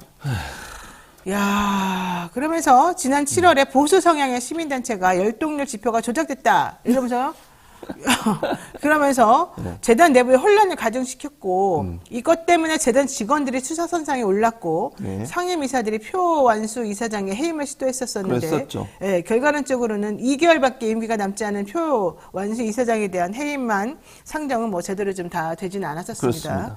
자, 이런 여러 가지 것들이 지금 사실은 상당히 문제가 있어서 앞으로도 제가 보기에는 이런 문제로 더 시끄러워지고 더 혼란이 좀 가중될 것 같아요. 그러니까요. 지금 아니, 언론에 종사하는 분들이 화나고 있죠, 많이. 당연히 화를 날 수밖에 없죠. 그러니까 언론 노조 입장에서는 이게 전방위적으로 언론을 압박하고 탄압하려는 의도를 갖고 있다고 봐요. 방통위, 방심위, 언론진흥재단까지. 이런 그러니까 국가 기관들이 언론에 대해서 개입하고 간섭하고 보도를 일정 부분 압박하고 이런 태도를 보이는 게 언론 장악이에요. 언론자유 네. 침해. 이거는 헌법적 기준, 언론과 표현의 자유가 헌법에 보장돼 있잖아요. 법률가 노영희 변호사님. 네. 그걸 지금 침해하는 행동이에요. 그리고 방송법 같은 경우에는 어떤 외부의 누구든 아니면 내부의 누구라도 방송의 편성과 제작에 간섭하면 안 된다고 해서 방송법 4조. 그것 때문에 이정현 전 홍보수인가 이분도 처벌받았었어요. 네. 그랬죠. 당시에. 네. 그런 일들까지 있었는데 지금 노골적으로 하고 있잖아요. 노골적으로. 사장을 몰아내려고 하고 이사들을 바꿔가지고 이사장 교체하려고 하고. 이게 뭐 하는 행동입니까 대체? 대놓고. 아이고, 게다가 지금 EBS도 난리 났습니다. EBS는 뭐 KBS나 이런 MBC나 이런 곳에서 문제가 있다라고 얘기되는 사람들 다 지금 그쪽으로 회청모하고 있거든요. 그렇습니다. 얼마 전에 임명된 최기하 EBS 감사, 이번엔 예. MBC 보도국장이었고, 예. 이 사람 MBC 재직 시절에 부당 노동 행위에 관여했다는 이유로 유죄를 받은 바가 있는데 이번에 이번에 이제 그 EBS 감사로 감사가 왔고요. 됐죠. 그다음에 신동호 전 MBC 아나운서 국장도 이번에 EBS 이사를 왔거든요. 예. EBS는 왜 이렇게 이상한 곳으로 변질되고 있을까요? 그러니까 EBS 같은 경우는 감사 같은 경우 방통위에서 일방적으로 임명을 해요. 방통위에서. 그러니까 그래요? 방통위가 결정하면 되는 거예요, 거기는. 어허. 그러니까 감사 같은 경우에는 지금 말씀하신 것처럼 이렇게 문제가 있고 예전에 신동호 이사는 왜 이사가 된 거냐면 EBS 정비정 이사가 지난번에 논란이 돼가지고 이제 해임됐어요. 네. 그래가지고 그 자리에 신동호 이사를 앉혔는데 신동호 이사 같은 경우에도 아나운서들의 부당 노동행위를 이유로 해서 고소를 당해가지고 그랬죠. 이듬해 정직 6개월의 징계까지 받았어요. 그러니까 이 파업에 참여했다는 이유로 아나운서 후배들을 11명을 부당 전보시킨 그렇죠. 인사에 직접 관여했다는 거거든요. 그렇죠. 이렇게 문제가 있는 사람들을 당시에 문제가 있다고 처벌까지 받은 사람을 징계까지 받은 사람을 어떻게 다른 방송사의 이사와 감사로 앉힐 수가 있는 거예요, 대체. 그러니까요. 게다가 지금 이 신동호 아나운서 전 아나운서는 낙하사단이에요. 그렇게 보여지죠, 당연히. 네, 왜냐면 MBC 퇴사한 이후에 미래통합당 그 위성정당이었죠. 미래한국당 비례대표 후보 신청해가지고 그러니까 32번 정치인이죠, 정치인. 배정받았었죠. 그러니까 이런 사람들을 방송국의 이사나 감사로 앉히게 되면 그 방송국이 공정하게 방송을 하겠습니까? 압박이 내려오지 않겠어요? 그렇죠. 그러니까 EBS 같은 경우에 지금 물론 EBS는 사장 선임을 방통에서 바로 해요. 그러니까 그 EBS 이사회가 뭘 하는 건 아니야. 그러니까 MBC하고 KBS하고 달라요. 네. KBS, MBC 이사회는 사장 선임할 수 있는 권한을 갖고 있어요. 이사회가? EBS 이사회는 그런 권한은 없어요. 네. 그러니까 방통위원들이 알아서 정해. 그래서 옛날에 그런 적도 있었다니까요. 방통위원 5명이잖아요, 옛날에. 네, 네. 그러니까 사장이 누가 간 줄 아세요? 누가 갔어요? 그 중에 한 명이 갔어. 방통위원 중에 한 5명 명이 외해가지고 EBS에? 이번은 당신이 가시오. 그래서 갔어. 자기네끼리- 그런 적도 있었어요. 자기네끼리 돌려서 막 해먹는 왜? 거. 그런 적이 있었다고. 누구라고 내가 얘기를 안 하겠어요. 근데 어쨌든. 네, 저도 얘기 안 하겠습니다. 그런 적이 있었어요. 그냥 그 정도로 그냥 EBS는 자기들 마음대로 할 수 있다고 생각하는 거예요, 기본적으로. 그게 자체가 문제라고 보여지고 가장 큰 제가 아까 말씀드렸잖아요. EBS는 그래도 교육방송이고 공영방송이잖아요. 거기도 국가가 운영하는 방송이고. 그러면 국가에서 재정을 받아가지고 운영되는 방송사라고 하면 기본적으로 저는 이런 문제가 있고 전력이 있는 사람들을 그곳에 보낸다는 것 자체가 이게 잘못된 거예요. 아니 이렇게 다른 방송사에서 문제가 있어서 징계를 받은 사람을 어떻게 이사와 감사로 보낼 수가 있습니까 대체. 그러네요. 그건 진짜. 말이 안 되잖아요. 네. 아니 방송사의 공영방송이라고 하는 곳에 가서 이사를 하고 감사를 하는 사람이 다른 방송사에 근무할 때 그런 전력이 있었던 사람이야. 네. 부당 노동행위를 하거나 아니면 뭐 후배들을 탄압을 하거나 이런 문제가 있어가지고 논란이 됐던 사람을 거기 앉힌다는 게 상식적으로 이해가 됩니까? 아니 뭐 이해 안 되는 게 하도 많아가지고. 그렇죠. 예, 뭐 이것만 이해 안 놀랍지가 되는 않아. 거면 제가 또 막 이렇게 화를 내겠는데 이거 뭐 나는 하도 왜 많으니까. 화를 내지? 그러니까요. 예. 잘하고 계세요. 사람이 발전을 해야죠. 그렇지 않습니까? 매번 발전 안 하고 남 핑계 대고 그러면 안 되지 않습니까? 노영이 핑계. 자, 근데 예. 또 하나 우리 교수님이 좀 예. 열불 내야 되는 그런 예. 건이 또 있어요. 윤석열 대통령 박민 KBS 새 사장에 대한 인사청문 요청안을 제거했지 않습니까? 그렇습니다. 박민 후보는요. 고문료 1,500만 원 청탁금지법 위반 의혹으로 지금 비판도 받고 있고요. 예. 물론 뭐 이 사람이 자기는 집안의 재산이 7억밖에 없다 이렇게 또 신고도 하긴 했습니다만 뭐 정확히 맞는지 모르겠습니다. 근데 어쨌든 중요한 거는 이 사람의 아무리 부적절하다고 말해도 예. 우리 대통령님께서는 나는 소신이게 내가 가고 싶은 대로 가겠다 이거잖아요. 그렇죠. 전국 언론노조 KBS 본부에서 이 사람 안 된다. 네, 효력정지 가처분까지 신청했단 말이에요. 예. 그럼에도 불구하고 윤 정부는 그냥 밀어붙이는 것으로 지금 얘기가 되고 있어요. 이거 어떻게 봐야 됩니까, 우리 대통령? 그러니까 제가 볼 때는요, 자기가 뭐 이런 표현을, 이런 좀 박민 후보자 입장에 기분 나쁠 수도 있는데, 정부가 원하는 대로 방송을 운영할 수 있는 사람을 그 자리에 앉히고 싶은 거예요, 기본적으로. 그렇지 않다고 하면 이런 행동을 할 수가 없어요. 요 두 가지 큰 문제가 있는데, 첫째는 아까 말씀하신 것처럼 본인이 문화일보에서 근무를 했잖아요. 그런데 그 당시에 한 기업으로서 석 달 동안 고문료를 1,500만 원을 받았어요. 기자가 이런 짓을 하면 됩니까? 아니, 기자가 기사를 쓰는 사람이고 권력기관에서 비판적인 입장의 기사를 써야 되는 사람이잖아요. 네. 근데 재직할 때 기업체로부터 석 달 동안 고문료를 받아. 그럼 그 기업에 대해서 비판적 기사를 쓸 수 있겠어요? 안 되겠죠. 말이 안 되잖아요. 네. 기자는 그리고 청탁금지법 대상이에요. 기자들 먹고 살아야 되니까 이렇게 부수적 수입을 좀 노리는 거 아닐까요? 교수는 그럼 왜 집어넣었어? 교수도 지금 나 이해가 안 돼. 왜 교수를 청탁금지법 변호사도 안 들어있는데. 그래도 교수들은 그래도 각 정당에서 막 그 혁신위원장으로도 시키고 뭐 이것저것 많이 시키잖아요. 나는 안 하잖아요. 왜 이러세요? 인여한테 물어보세요. 어쨌든 그래서 네. 이게 진짜 문제. 기자가 이런 식으로 기업체로부터 뭘 받는다는 건 대단히 위험한 거예요. 왜냐하면 아까도 말씀드렸잖아요. 언론사의 기본적 사명이 권력기관, 그건 경제 권력도 포함되는 거예요. 네, 맞습니다. 기업에 대해서도 끊임없이 비판적인 입장에서 글을 쓰려고 노력을 해야 되는데 이렇게 고문료 받고 이러면 어떻게 비판을 하겠습니까? 그게 문제고, 두 번째, 이 사람이 임명되는 과정에 절차상의 문제도 많아요. 이사회 운영에. 이사회를 어떻게 운영했습니까? 당시에, 자, 아까 말씀하신 대로요. 자, 3명의 후보가 있어서 당시에. 네. 그래가지고, 여기 과반수장이 나와야 되거든요. 첫 번째 투표했는데 과반수가 안 나왔어. 그럼 그 다음 어떻게 해야 돼? 두 사람 최종 후보 놓고 두 사람 결선 투표를 해야 돼요. 투표해야죠. 근데 네. 그걸 안 해. 원래 해야 되거든요. 서기석 이사장이라는 사람이 원래 결선 투표해야 되는데 딱 보니까 결선 투표가 안 될 것 같아. 박민희라는 사람이. 그렇죠. 그러니까 갑자기 산회를 시켜. 연기했죠. 네, 연기를 해버려. 그러니까 회의를 끝내버리고. 그리고 최재훈 후보를 사퇴시켰죠. 그러니까 물론 본인이 사퇴시켰다는 사퇴했지만, 건지 사퇴한 본인이 건지. 사퇴했지만, 어쨌든.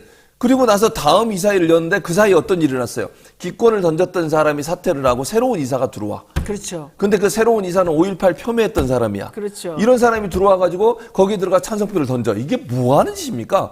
이거는 절차상의 문제예요. 임명 절차상에 불법적인 요인이 있다고밖에 볼 수 없어요. 효력정지가 나올 수밖에 없는 거죠. 그러니까 KBS 노조에서는 효력정지 할 수밖에 없는 거지. 왜 당시에 그러면 결선 투표를 하지 않았냐. 그리고 이렇게 만약에 무산이 됐잖아요. 그럼 새로 공모를 해야 돼요. 그렇죠. 무산된 사람을 다시 데려다가 또 거기다 투표를 합니까? 근데 법원이 왜 이걸 안 해주는 모르지 효력정지 아직은. 가처분에 대해서 어떻게 해줄지 모르죠. 그렇죠. 왜 그건 법무주가 얘기해. 근데 내가 어떻게 알아? 똑같은 사안에서 MBC하고 KBS가 각각 이 사장의 해임 관련해 가지고 가처분 이사장. 신청, 이사장 그렇죠. 가처분 결정 신청했던 것에 대해서 KBS는 받아줬고 안 받아줬고 KBS 안 받아주고 MBC는 MBC만 받아줬죠. 받아줬잖아요. 네, 맞아요. 그랬죠. 그러니까 사실은 몰라요. 판사 마음이네. 그건 내가 말할 수가 없어요. 나도 뭐 나한테 왜 시켜? 진짜 이런 식으로 비겁하게. 제가 말할 수가 없고요. KBS 본부는 이사회가 지금 절차를 위반하고 있다. 맞아요. 이런 얘기를 지금 하고 위반하고 있고요. 있는 건 맞아요. 네, 윤영찬 더불어민주당 의원도 KBS 이사회가 면접심사에서 밝혀졌던 이 박민 씨의 문제적 이런 행위, 고문료 뭐 지금 네. 청탁금지법 위반 행위 이런 것들 다 알면서도 계속해서 이 사람을 임명 제청하고 이런 거는 매우 문제가 심하다 이렇게 좀 얘기를 좀 하고 있거든요. 그럼에도 불구하고 문제가 좀 심각한 거죠. 어쨌든 KBS 본부는 이렇게 했습니다. 박민 후보를 국민권익위원회에 청탁금지법 위반 혐의를 신고했고 네. 서기석 이사장에 대해서도 업무방해 등 혐의로 경찰에 고발했습니다. 하지만 국민권익위원회 지금 위원장이 바뀌었잖아요. 네, 청탁금지법 위반 혐의 신고 그냥 받아놓고 세워라 내워라 할 수도 있어요. 그럴 가능성도 네, 있죠. 이미 다 이제 절차가 다 끝난 다음에 이제 스그머니 다른 방식으로 할 가능성은 좀 있고요.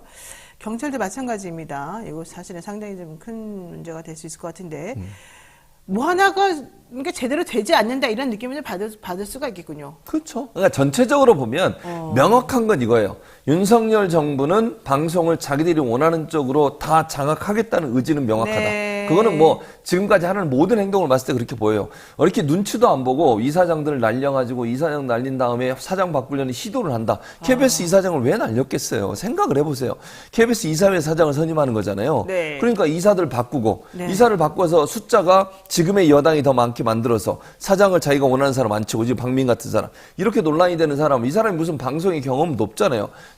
신문사 기자를 했지 방송에서 근무한 적도 없었고 네. 방송의 메커니즘을 알지도 저는 잘 모른다고 생각해요. 일반인 정도 수준으로 알겠지. 방송에서 일해봐야 방송의 메커니즘을 잘 이해할 거 아니에요. 그다음에 네. 방송사가 얼마나 많이 지금 빠르게 바뀌고 있습니까? 네. 이 상황에서 잘 대응할지도 문제고 수신료 문제도 KBS 사장이 될 사람이었으면 어떻게 해야 돼? 수신료 분리신고하는 거 반대했어야지. 반대 안 했잖아요, 이분도. 그런 분이 KBS 와서 그럼 KBS 잘 운영할 수 있겠습니까? 이런 사람을 정치적 이유와 목적으로 임명한다고밖에 볼 수 없는 상황이기 때문에 네. 그 자체가 잘못됐다는 거예요. 아유, 진짜 뭐 잘못된 게 한두 가지가 아닌데.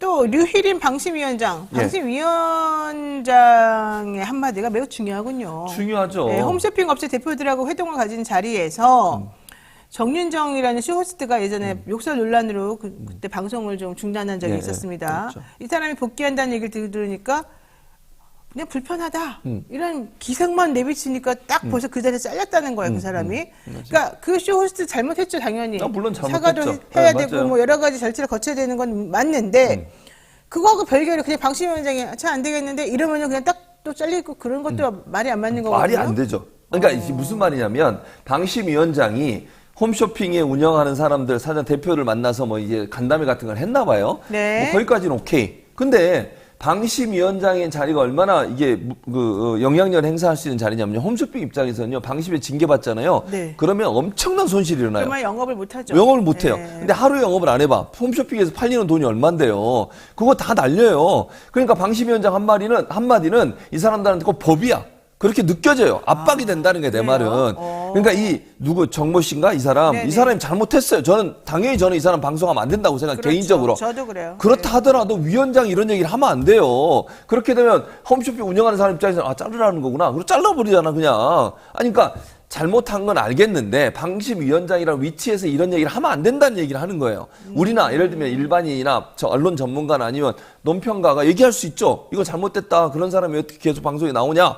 이건 이해가 돼. 시청자들이 얘기해서 그 사람이 뭐 더 이상 일을 못하는 거 이해가 된다고요. 네. 위원장이라는 사람이 한마디 했을 때 그것이 홈쇼핑 운영하는 사람들한테 얼마나 어떤 영향을 영향을 미칠지를 미칠지. 고민해보고 얘기를 해야 될 거 아니에요. 근데 이게 공개된 자에서 이 정도 얘기하면요. 공개 안 된 자리에서 뭔 얘기도 할 거 아니에요. 전화해가지고 마음에 안 들면 뭐 이랬다 저랬다 얘기할 거 아니에요. 그러면 방송의 편성과 운영에 영향을 미치는 거잖아요. 네, 이 사람이 복귀하려고 했던 홈쇼핑은 NS 홈쇼핑인데요. 이 NS 홈쇼핑 대표 이름이 조항목 씨입니다.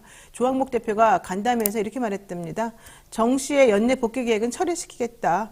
방심위원장의 말씀도 있었고, 이제 이거는 홈쇼핑 관계자가 한 말이죠. 네. 이 조항목 대표가 왜 그렇게 처리하겠다고 밝혔느냐? 이제 물어보니까 방심위원장의 말씀도 있었고, 뭐 하는 거예요? 고객 의견도 수렴해서 21일 날 예정했던 해당 방송 자체를 처리했다 이렇게 말했다는 건데 결국은 한마디가 법이고 결국에는 싫어하는 내색만 기색만 딱 비춰도 알아서 다 해주는 절차나 이런 건 다 어디 가버리는 그런 상황이라는 게 참 안타깝다. 그러니까요. 그러니까 저는 방심위원장에 위치해 있는 사람이 말을 조심해야 되고요. 네. 압박성 발언을 하면 안 돼요. 언론사나 방송사, 특히 홈쇼핑 같은 건 방심이 대단히 민감해요. 그렇죠. 여기서 잘못하면 영업 손실이 엄청나다니까요. 그런 상황에서 한마디 툭 던져놓으면 네. 이 홈쇼핑 운영하는 사람 입장에는 그게 법이라니까? 그렇게 안 하면 안 되는 거예요. 그러니까요. 그런 얘기를 이렇게 대표들 만나고 있는 공개적인 자리에서 한다는 것도 대단히 위험한 발상. 이 사람이 자기 위치가 뭔지를 제대로 파악을 못하고 있는 거예요. 이런 식으로 개입하려고 마음을 먹으면요.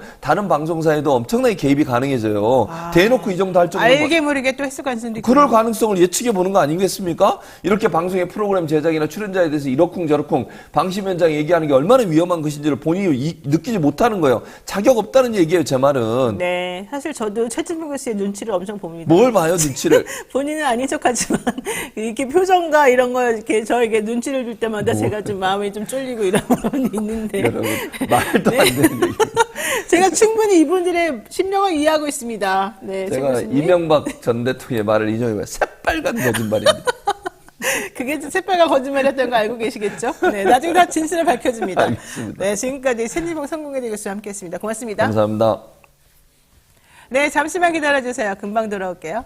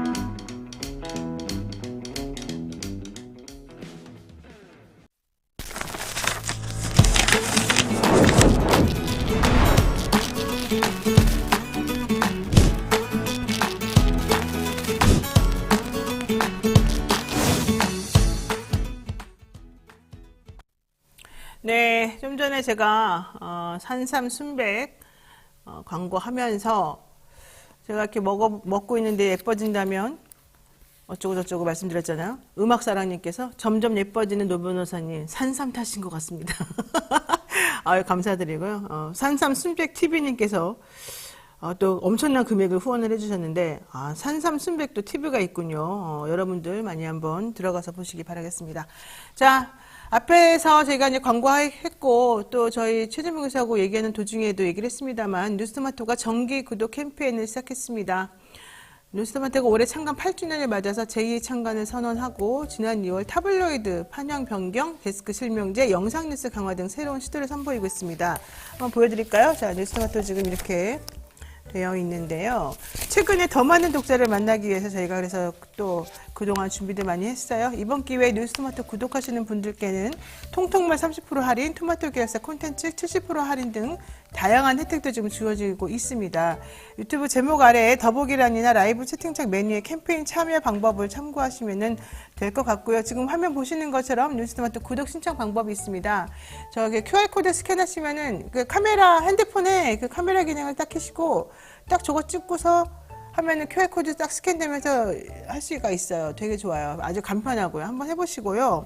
뉴스토마토 기사가 아주 좋습니다. 제가 사실은 대한변협 그 수석대변인 혹은 대변인 할 때부터 뉴스토마토하고는 인연이 있어가지고 제가 기사들을 많이 봤는데 저 어디에 치우치지 않고 아주 객관적인 그런 자료들, 기자들이 정말 열심히 일을 하고 있거든요. 그러니까 여러분이 한번 좀 응원해 주시는 의미에서 구독도 한번 해보시면 좋을 것 같습니다. 뉴스토마토가 야심차게 준비한 구독 캠페인에 영친 여러분들의 많은 참여를 부탁드리고요. 우리 베프님께도 한번 한 말씀 한번 해달라고 요청 한번 들어볼 건데 좀 이따가 하겠습니다. 자, 베프했죠. 본격적으로 한번 시작해보죠. 자, 어서 오십시오. 배상훈 프로파일러님. 네. 안녕하세요. 저희 그 뉴스토마토 기사 보신 적 있으세요? 이거. 표정이 이렇게 이렇게 표정이 딱딱하게 한번 나중에 구독해 주세요. 예, 네, 알겠습니다. 자, 오늘도 척하면 촉이 온다는 육감적인 남자 배상훈 프로파일러와 함께 하겠습니다. 이슈부터 한번 보겠는데요. 저희가 이진아 기자하고 함께했던 그 뉴스픽에서도 좀 다뤘습니다만 법무부가 어제 고위험 성범죄자 주거를 제한하는 한국형 제시카법 입법 예고안을 발표했거든요. 이게 이제 조두순, 김근식 등 아동 대상으로 한 상습적, 약탈적, 끔찍한 고위험 성범죄자들이 출소할 때마다 국민들이 우려했기 때문에 이 부분을 좀 해결하기 위해서 만든 거다. 이런 얘기를 좀 했습니다만은 우선 한국형 제시카법. 제시카법이 뭡니까? 예. 미국에서 이제 그 제시카 런스포드라고 하는 9살 난 소녀가 근처에 사는 존 퓨이 뭐라고 부르는 좀 발음이 좀 특이한데 그 성범죄자한테 이제 강간 살인을 당한 사건인데 그 범죄자가 10년형을 받고 2년 만에 출소를 했어요. 근처에서. 그것 때문에 이제 만들어진 법이 제시카법. 말하자면 거주지 제한 그리고 최소 징역형의 설정 뭐 이런 것들을 한 고위험 그러니까 섹슈얼 프레데터에 대한 관리를 이제 강화하게 되는 미국형 법인데 그걸 이제 우리나라에서 이제 만들겠다고 네. 하는 부분인 게 이제 한국형 제시카법이라고 하는 겁니다. 네. 근데 미국은 넓은 땅덩어리이기 때문에 그 수평적인 형태의 거리를 띄워놓는 것이 가능합니다. 그런데 문제는 우리나라 같은 경우는 아시다시피 수도권에 2천만이 넘게 살고 그 거리를 띄워놓으면 실제로 수도권에는 해당할 수 있는 데가 거의 없습니다. 그래서 이제 사실 그 한동훈 장관이 생각하고 있는 건 미국의 맥닐섬 같이 그러니까 외대로 떨어져 있는? 예, 그럴 수밖에 없는 그러니까 결론적으로 그렇게 될 수밖에 없는 상황입니다. 그래서 이제 그걸 생각하고 있고 아시다시피 한동훈 장관이 취임 초기부터 계속 미국을 들락날락 했는데 네. 실제로는 이 부분과 관련이 있을 거라는 추정을 많이 했었습니다. 이거에 대한 아이디어를 가지고 있을 것이다.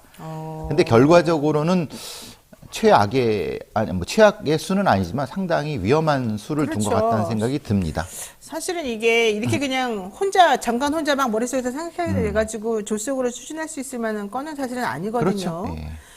어쨌든 근데 이제 그럼에도 불구하고 이 취지 자체는 우리가 뭐 오죽하면 이런 생각까지 했겠냐 생각을 할 수 있습니다. 이 고위험 성범죄자들이 사실은 출소할 때마다 국민적 분노가 좀 상당하고 그다음에 이들을 어떻게 해결할 수 있을 것인가에 대한 논의가 계속해서 있어 왔기 때문에 이 부분에 대해서 사실은 이런 생각도 해볼 수는 있겠구나라고 하지만 저는 이거는 도입은 좀 정말 심각한 상황이기 때문에 이 부분에 대해서는 좀 신중해야 될 것 같은데. 예, 본인이 이렇게 얘기를 했습니다. 입이 쩍 벌어지는 나쁜 놈들이라는 그런 표현을 썼는데 그러면은 이 반성부터 해야 됩니다. 그러면 지금의 교정교화 프로그램이 잘못됐다는 걸 본인이 인정하는 거냐? 그러니까 이거예요. 지금 입이 쩍 벌어지는 나쁜 놈들이 교도소나 구치소에 15년 있었지만 달라질까? 이거잖아요. 그러면 교도소가 왜 필요하죠? 그러니까 본인이 교정의 총책임자잖아요. 네, 그렇죠. 그러면 지금의 교정 프로그램이 왜 그렇게 됐으며 지금으로 안 된다는 걸 시인하는 건지 그럼 지금의 교정 교화 프로그램에 그걸 소개를 하고 왜 안 된가를 얘기를 해준 다음에 이렇게 해도 안 되기 때문에 이렇게 합니다라고 해야 되는데 그냥 흔히 말하는 인기 영합적으로 이거는 과정은 없고 딱 던져놓는다는 거예요. 그럼 기존의 교정교화 프로그램을 다 폐기해야 되는 거냐? 그렇죠. 그렇죠. 그러면 근데 사실 어려운 건 그겁니다. 실제로 한국의 교정교화 프로그램은 거의 없습니다. 그러니까 거의 없음에도 불구하고 그럼 교정교화가 안 된 거죠. 네. 그러면 순서는 그거부터 만들고 순차적으로 그래서 안 되니까 이렇게 하겠다고 해버려야 되는 건데 네. 그건 과정은 얘기를 안 해버리니까 그럼 누가 책임져? 아니 본인이 교정당국을 관여하고 있으면 본인이 반성부터 해야 되는데 본인 책임은 아무것도 없고 입이 떡 벌어진 나쁜 놈들이 나오니까 그거 내가 알아서 해야겠어. 내가 백기사야. 네. 말도 안 되는 소리죠. 그렇죠. 그게 뭐 인권 관련된 부분이라든가 뭐 헌법 관련된 부분은 변호사님 말씀하신 것처럼 그런 부분이 있고 저는 구체적인 어떤 실행 과정에서는 네. 결론적으로는 사실은 미국의 맥닐섬 같은 빠삐용 같은 방법으로밖에 될 수가 없다고 봅니다. 근데 그거는 사실은 그럼요. 위헌적이에요. 미국에서도 그게 얼마나 논란이 많이 그거는 됐고 문제가 심각해요. 그래서 이제 거기는 그러니까 남자 300명 정도가 아동 소아 성애자들이 섬에 그냥 삽니다. 네. 그러니까 그거를 아니 그것이 어디냐라고 얘기하는 분도 계시고 네네. 안 된다는 분도 계시고 미국도 논란이 많습니다. 그렇죠. 그러니까 그거에 대한 차분한 논의 과정이 필요하죠. 네, 맞습니다. 물론 문제 제기는 저도 해야 된다고 봅니다. 늦었죠 사실은. 근데 이제 이거를 후다닥 이렇게 처리했으면 절대 아닙니다. 그러니까 이게 완전 인기 영합적으로 지금 한번 사람들에게 인식 딱 시켜주고 그다음 난 몰라라 이렇게 하는 거 가지고 좀 비슷해요. 그리고 아까 말씀드린 보호관찰소장이 신청한다. 네. 말도 안 됩니다. 보호관찰소에 뭘 합니까? 소위 말하는 네.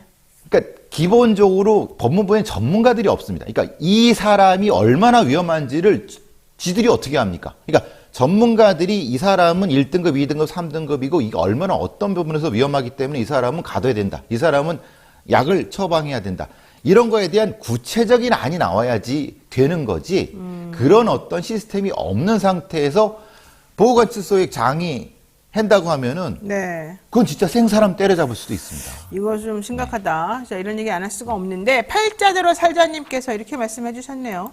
성범죄자뿐만 아니라 독재 친일 매국자 처벌받은 사람들도 무인도에 격리해서 따로 살게 하는 게 어떻겠습니까? 이런 얘기도 하셨는데 좀 이런 국민들의 말을 좀 들어줬으면 좋겠다는 생각입니다. 자, 그 얘기는 거기까지 일단 하고요.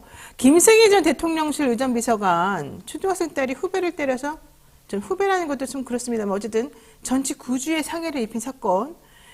가해 행위 내용도 참 그랬고 그 식구들이 벌이고 있는 후속적인 행동도 그렇고 파장이 매우 커졌는데 이 피해 학생의 각막이 훼손됐다는 얘기도 좀 나오고요. 어떻게 9주가 나오죠? 가해자가 9살이죠. 네, 가해자가 9살이고 그럼 피해자가 7살이래, 만 7살. 그러니까 9살짜리가 네. 이 각막이 훼손된다는 건 이걸 눈을 지금 예, 계속해서 예, 때렸다는 예. 얘기밖에 안 돼요. 근데 찔렀거나 애기가 애기를 그랬다는 겁니다. 예. 그러니까 어린이가 어린이를 때리는데 전치 9주가 나와가지고 각막이 훼손될 정도라면 그러니까. 엄청 세게 심각한 거 아닙니까? 저는 이해가 안 그러니까 가는데요. 그 상황이 네. 사실은 이게 이제 혹이 이제 말하자면 포식자의 지배력을 확대한다라고 하는 게 포식자 지배력? 그러니까 이제 보통 이제 뭐 예를 들면 외국에서도 네. 권력을 가지고 있는 사람의 자녀, 그 자식들이 네. 자식들한테 일부러 이런 거를 사람은 어떻게 다뤄야 되는 거라는 걸 이제 가리킨다는 겁니다. 진짜요? 하인을 어떻게 다뤄야 돼. 그러니까 말하는 흑인 노예 다루시듯이 미국의 귀족들은 사실은 그 하인들이 있습니다. 서번트가 다 있습니다. 지금도. 그러니까 이제 그걸 어떻게 다뤄야 된다는 것을 표면적으로 보여주는 거죠. 그러니까 이 9살짜리 아이라 하더라도 아이가 아닌 겁니다. 그러니까 말하자면 어떻게 아랫사람을 이렇게 다뤄야 되는 건지를 몸소 아마 집안에서 보여줬을 겁니다. 그러니까 그 방식으로 한 거죠. 네. 근데 이거는 사실 7살짜리를 그냥 있는 상태에서 할 수는 없습니다. 이게 살펴보면 아마 주변에서 누가 도와줬을 겁니다. 그러니까 제가 이해가 안 가는 게 화장실 가서 그랬다는 건데 앉혀놓고 변기에. 그렇죠, 예. 근데 애가 어쨌든 자기들 발바둥 치고 자기들 그렇죠, 빠져나가려고 할 거잖아요. 둘의 체격 차이가 얼마나 큰지 모르겠습니다만 그게 이렇게 일방적으로 당하고 있을 그럴 수 수는 있을까요? 없죠. 그러니까 당연히 몇이 잡고 그러니까 말하자면 같이 했었던 일종의 그게 지배력 행사 형태로 됐을 것이다라는 건 충분히 추정이 가능하죠. 그러면은 이 가해 학생이 혼자 할 수 있는 게 절대 그건 아니고 안 되죠. 자기가 영향력을 행사하는 자기 뭐 동료나 친구나 이런 친구들을 같이 연합해서 그렇죠. 그 피해 학생 한 명에게 그런 식으로 폭행을 사실 이거 폭행도 아니에요. 중상해거든요. 그렇죠. 이건 폭행이 아니라 진짜 상해고 심각하게 이건 중상해져 눈이 네, 나갈 눈이 지금 정도니까. 망가져. 게다가 우리가 보통 전치 6주 이상 나오면은 구속이죠. 성인은. 네, 성인은 그 그냥 속에 산수. 바로 구속이지 않습니까? 네네. 근데 지금 이렇게 돼버렸는데 네. 게다가 얘는 형사 미성년자예요. 예. 그러니까 이제 뭐 제가 몇 건 말씀드렸지만은 뭐 탤런트 아니면 뭐 유명인의 자녀가 그렇게 초등학교에서 그렇게 사고를 쳐갖고 아주 그냥 치를 떠는 게 몇 건이 있습니다. 뭐 네. 제보된 것도 많은데. 네네. 그게 똑같습니다. 근데 이제 조금 지나면은 이제 자기 손은 안 더럽힙니다. 자기 지배력에 있는 다른 애들한테 때리고 네. 그걸 소리를 듣고 그러니까 이제 완전히 이제 사이코패스를 능가하는 포식자가 되는 거죠. 근데 그게 이제 말하자면 더 글로리 같은 게 그냥 나온 게 아닙니다. 와, 이거 실제 너무 있는 일을 한 거죠. 끔찍한데요. 네.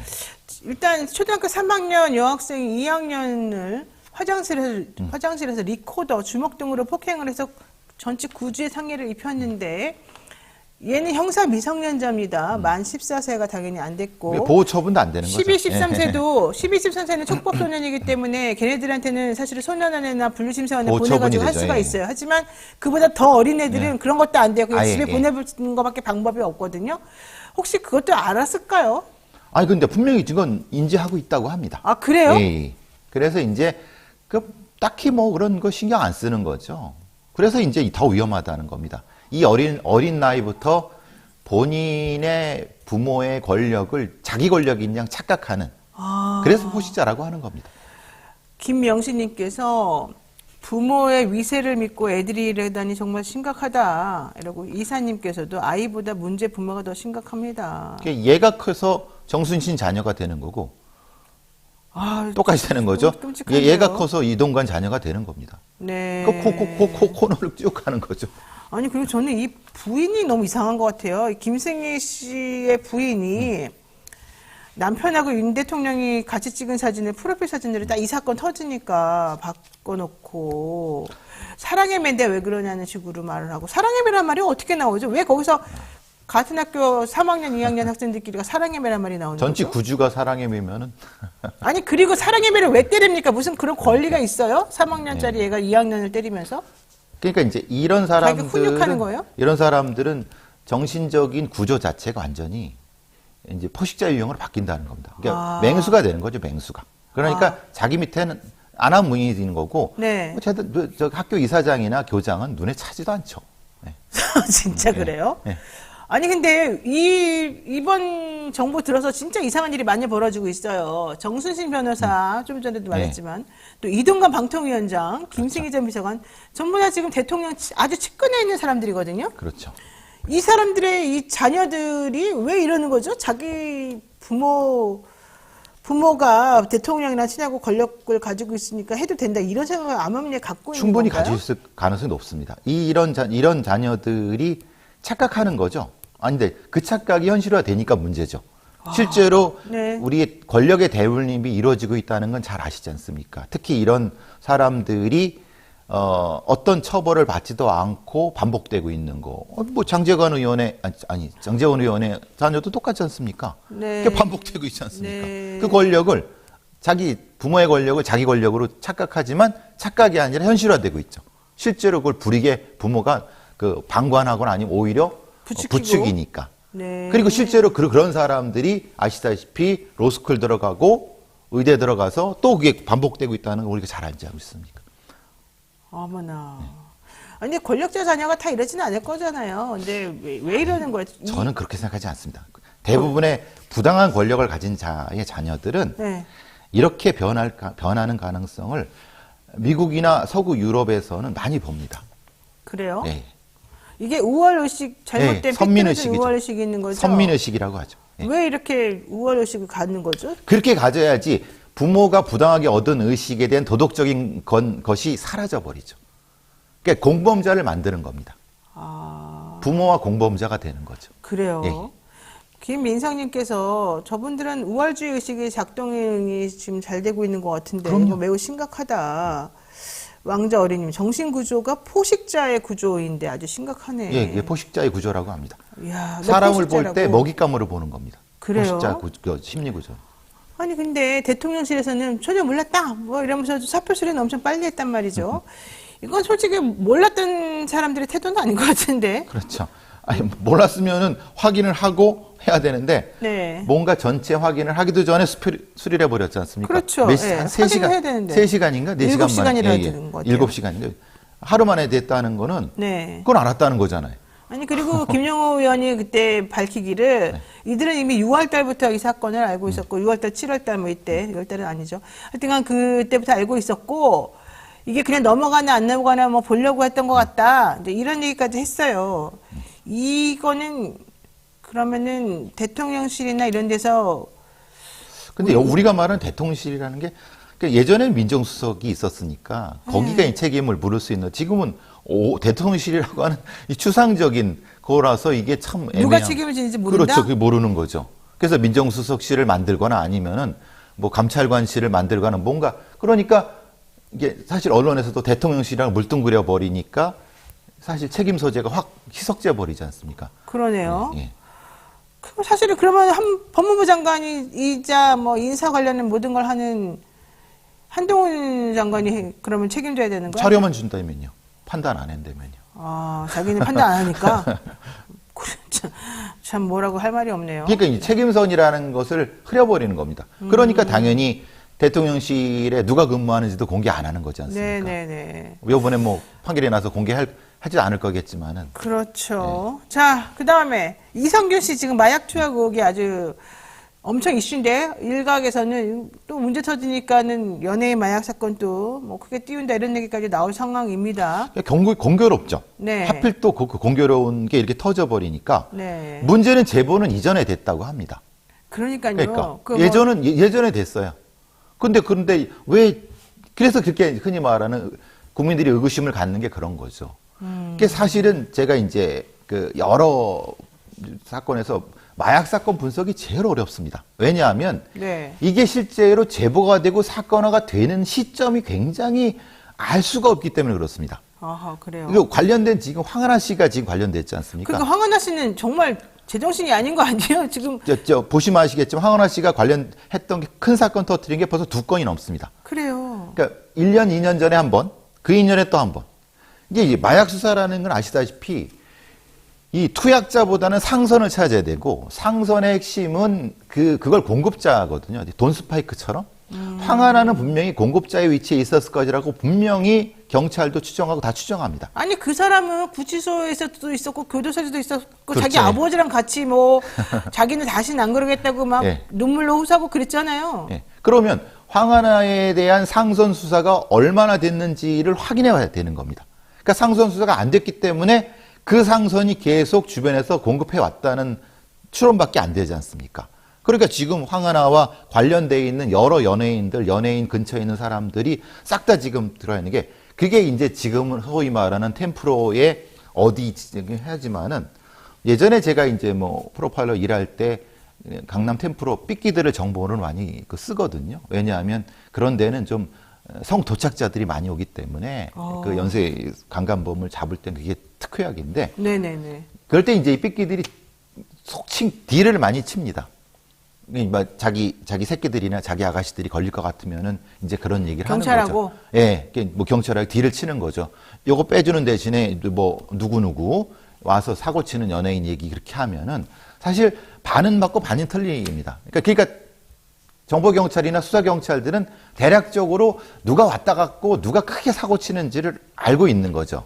예전에 그래서 박유천 사고 나고 뭐 이런 네, 것들 연예인들이 진짜 죄송합니다. 더럽게 술집에서 그렇게 사고 치는 사람들이 있거든요. 그러니까 이제 그런 것들은 금방금방 소문이 들어오니까 빠르게 들어갑니다. 그러니까 근데 지금 이성균 씨도 지금 나오는 보도에 의하면 거기서 이제 계속 그런 보도가 나오지 않습니까? 네. 마약만이 아니다. 다른 것도 있다. 계속 보도가 나오는 이유가 그래서 이제 그러면 제보 시점이 앞으로 갈 수밖에 없다. 그러네. 그러면은 왜 그때는 처리 안 하고 이따가 지금 이제 와서. 이런 논란이 되는 거죠. 아니 그리고 뭐 이성균 씨 측 입장은 그렇던데요. 승인 인정도 부인도 안 하는 겁니다. 그것도 그렇고 유흥업소에 있는 여 실장님이 자기를 돈 달라고 뭐 협박하고 그래서 3억인가 뜯기면서 이 상황까지 오게 됐다. 근데 아시다시피 연예인들이 마약 걸리거나 그 소위 이게 또 속칭 룸빵질을 할 때는 룸빵질이요? 예, 그걸 룸빵 죄송합니다. 여기 그게 이제 속어 쓰면 안 되는데 네네. 그거 쓸 때는 이제 대부분 그렇게 얘기합니다. 내가 가서 마약했다 그러지 않죠. 뭐라 그랬냐면 새끼 마담이나 아가씨들이 좋은 거 있어. 오빠 먹어봐라고 해서 먹었더니 내가 해갖고 걸렸다고 얘기를 하지. 그럼 내가 거기를 알고 갔다고 하면 어떻게 됩니까? 아하. 그건 마약의 주도자가 되지 않습니까? 네, 그렇죠. 대체적으로. 그러니까 이성균 씨가 진짜 그랬는지 안 그랬는지는 여러 설이 있습니다. 그러니까 그 얘기도 맞고 이 얘기도 맞다고 하는데 그거는 이제 수사를 통해 밝혀지지만은 대체적으로 이성균 씨 측이 변명하는 거는 사실 그렇게 할 수밖에 없겠죠. 당연히 자기 변호권이 있으니까. 아니 근데 이성균 씨는 사실은 엄청나게 지금 성공해서 잘 나가고 있어요. 그렇죠. 네. 지금 제일 전성기라고 볼 아유, 수밖에 세계적인 배우 아닙니까? 없고 회당 2억을 받는데요. 그렇죠. 회당 1억 받는 배우도 많지 않습니다. 아니 남궁민 씨는 회당 1억 6천을 받았었대요. 그렇죠. 네. 1,000원짜리 변호사 할 때. 근데 이번에 이성균 씨는 지금 회당 2억을 네. 받고요. 이 사람이 사실은 되게 고생해서 올라간 그렇죠. 예. 이미지인데 지금 부인도 지난번에 했던 드라마가 성공해가지고 좀 잘 나가고 있었단 말이죠. 근데 왜 이렇게 스스로를 망가뜨리는 행동을 할까요? 그러니까 주변은 전혀 몰랐다고 하고. 그러니까 네. 그러면 이게 앞으로 가야 되는 거죠. 사실은 여러 가지 상황에서 어려울 때부터 사실은 그 소위 말하는 룸빵질을 했다. 그러니까 거기를 오래 다녔다라고 하는 얘기도 나오는 것은 그러면 거기서부터 뭔가 시스템적인 문제가 있지 않을까라고 하는 것도 분명히 추정이 가능합니다. 물론 이거는 좀 확인을 해봐야 되겠지만은 그러니까 선호차가 바뀐 거가 되는 거죠. 아유, 나는 정말 이해가 안 이게 가. 절대 이해가 안 되죠. 그렇게 돈 많이고 사회적으로 명성도 있는 사람이 왜 거기 가서 그 짓을 하고 있을까? 왜 그런 거예요? 심리적으로? 심리적으로는 이제 일종의 보상 심리가 되는 거죠. 왜냐하면 다른 상황에서는 사실은 굉장히 뭐라고 하나 절제되고 그렇죠. 선한 이미지를 보여줘야 유지해야 되는데 되고. 근데 사실은 그것은 자신의 욕구나 감정을 눌러야 되니까 그렇죠. 그럼 그걸 풀 수 있는 데가 여기밖에 없다라고 하는 잘못된 왜곡된 거죠. 그리고 그거를 혼자 해는 것이 아니라 여러 엔터테인먼트 회사에서는 일종의 거기를 놔준다는 겁니다. 일종이 놔줘요? 놔준다는 게 그런 데를 소개해 갖고 여기서 해소해라 이렇게 해소할 수 있는 분출구를 만들어준다. 그래서 이제 예전에는 지금은 아닙니다. 그러니까 엔터테인먼트에서 자기들이 하나라는 어떤 뭐 이런 그런 주점 같은 데를 만들어 갖고 하는 그런 데가 있었던 건 맞습니다. 그러니까 지금은 그런지 모르겠지만 그러니까 그게 반복돼 갖고 지금 됐을 수 있는 거죠. 그래서 제가 구조적으로 이게 앞으로 갔을 수 있다는 겁니다. 아니 근데 솔직히 말해가지고 이제 사실 뭐 막 놀랍지도 않을 이런 상황인데 연예인들 누구 마약했다 그러면 한 몇 년 동안 좀 숨어 있다가 나중에 또 나오고 주지현 씨도 지난번에 그랬고 예. 그랬지만 또 금방 또 다시 복귀했고 빅뱅 탑도 그랬고 예. 뭐 그런 사람들이 사실은 상당히 많아요. 뭐 이게 대부분 그렇죠. 내가 황하나 씨를 보면 참 이해가 안 가는 게 네. 그 사람들 지금 몇 번을 봐줬습니까? 솔직히 말해가지고 유전무죄 이런 걸로. 기억나실지 모르겠지만 뭐 변호사님께 잘 아시는데 저희들이 아는 이제 정관예우 수임료 탑이 특수부 검사라고 생각하지만 천만에 맞습니다. 마약 검사입니다. 그래요? 예. 특수검사는 재벌 수사하다가 다음 달에 재벌을 변호한다고 하지만 그건 이제 노출이 다 되는 거고 실제 수임료가 제일 세다고 알려진 건 마약 관련된 겁니다. 사실 그렇죠. 왜냐면 이렇게 뭐 재벌 3세님 뭐 누구니 되게 잘 나가는 그런 사람들이 한번 거기에 중독이 되면 또 끊기가 어렵기 때문에 계속 재발하고. 그렇죠. 그게 흔히 말하는 빼줘야 빨대를 되고. 꽂을 수 있는 거기 때문에 그래서 어차피 재벌 4세, 3, 4세가 걸린 마약은 그건 논하는 시장이라고 얘기합니다. 그래서 쉽게. 예. 그래서 사실 인천이나 부산이나 이런 항구 관련된 쪽에 마약과에 있었던 검사들이 나중에 옷 받고 그쪽에 그 전문으로 뛰어들어가지고 사실은 돈을 많이 벌고 있죠. 그렇죠. 근데 그게 문제가 아니라 아휴.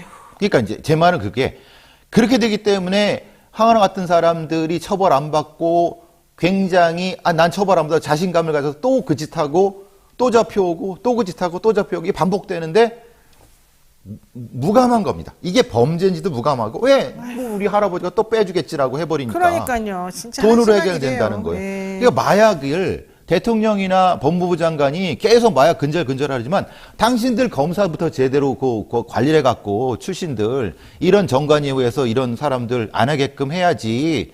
말로는 계속 뭐 마약 근절한다고 떠들어대는데 실제로는 실제로 이런 상황인 거는 보십시오.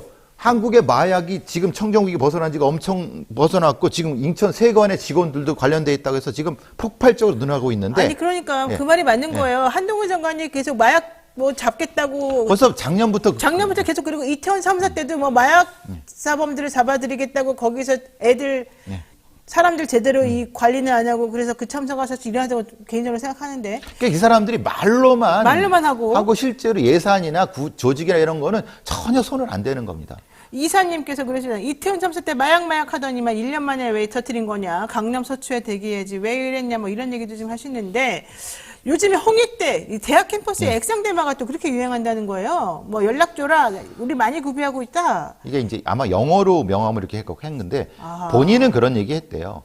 본인은 이제 외국인 대상으로 장사를 하겠다고 하는데 이 캠퍼스에 이렇게 적어놓은 그 명함 뿌린 사람들이 이게 아하. 말도 안 되는 소리입니다. 이게 그 정도로 한국의 마약 수사라든가 이런 공권력을 우습게 아는 정도로 그러네요 진짜. 해는 뻔뻔하네. 겁니다. 생각해 주시죠.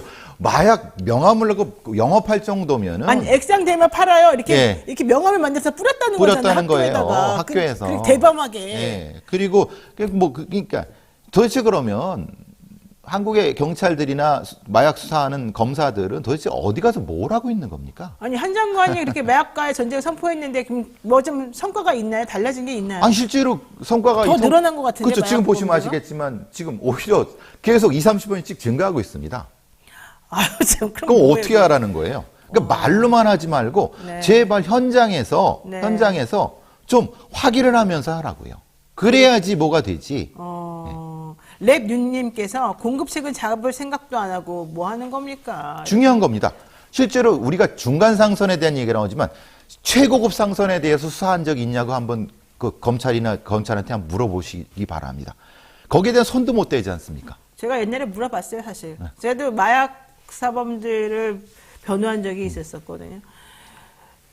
뭐 제가 변호한 사람은 좀 밑에 수준이긴 한데 이게 단계가 있더라고요. 완전 밑에, 그다음에 중간, 그 위에. 근데 위에는 못 건드리고 건드려봤자 이제 하에서 중간으로 올라갈 그 라인들만 계속 그거 서로 아무 의미 주고받고. 없습니다. 예, 아무 의미가 사실 없어요. 왜냐하면 마약을 완전히 또 이건 정말 나쁜 말이긴 합니다만 일부러 근절을 안 시킨다는 얘기도 사실은 좀 나와요. 저도 그런 얘기 많이 들었습니다.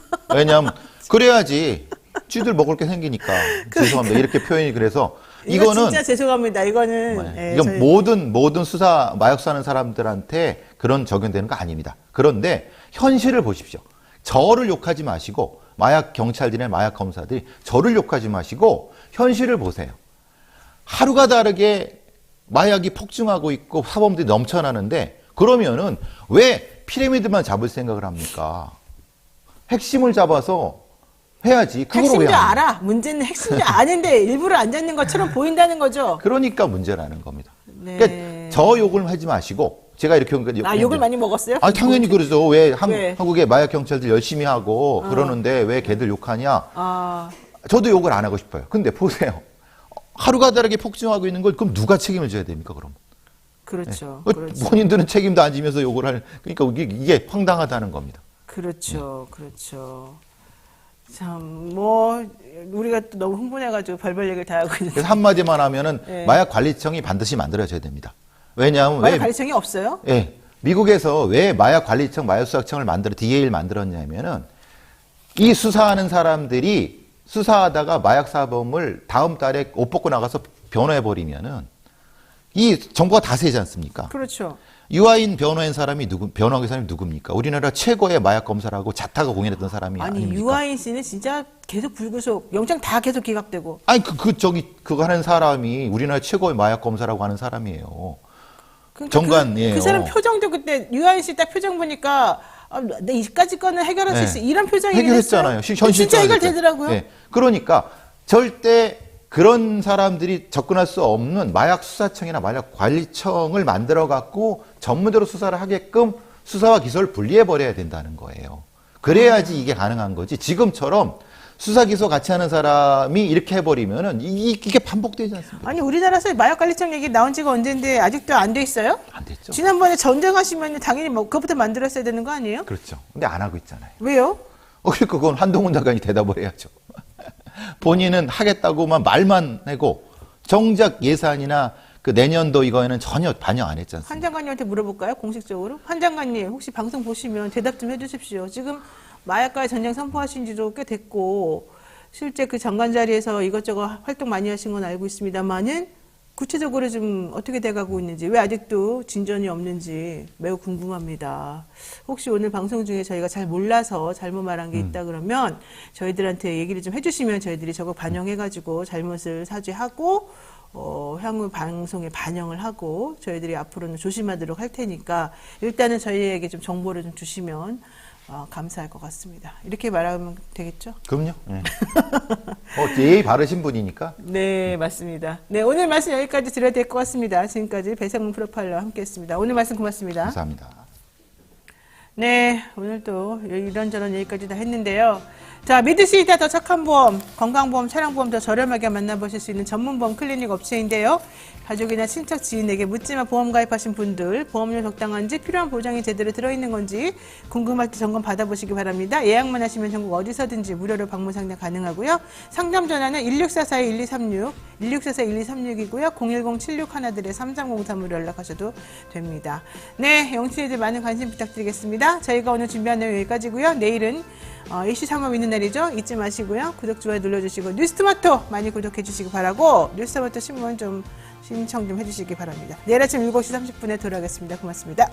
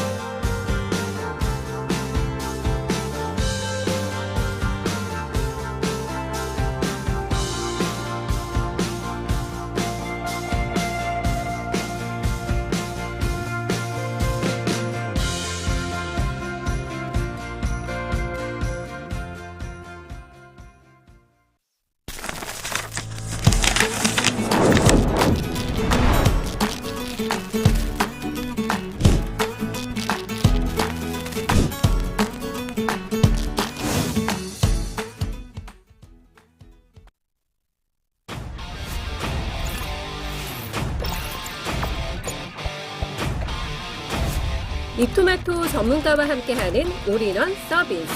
주식 투자 교육, 주식 종목 추천, 주식 투자 방법. 장 시작부터 마감까지 라이브 온 에어 실시간 생방송. 현명한 투자를 위한 투자 교육과 투자 방법. 이토마토가 여러분과 함께하겠습니다.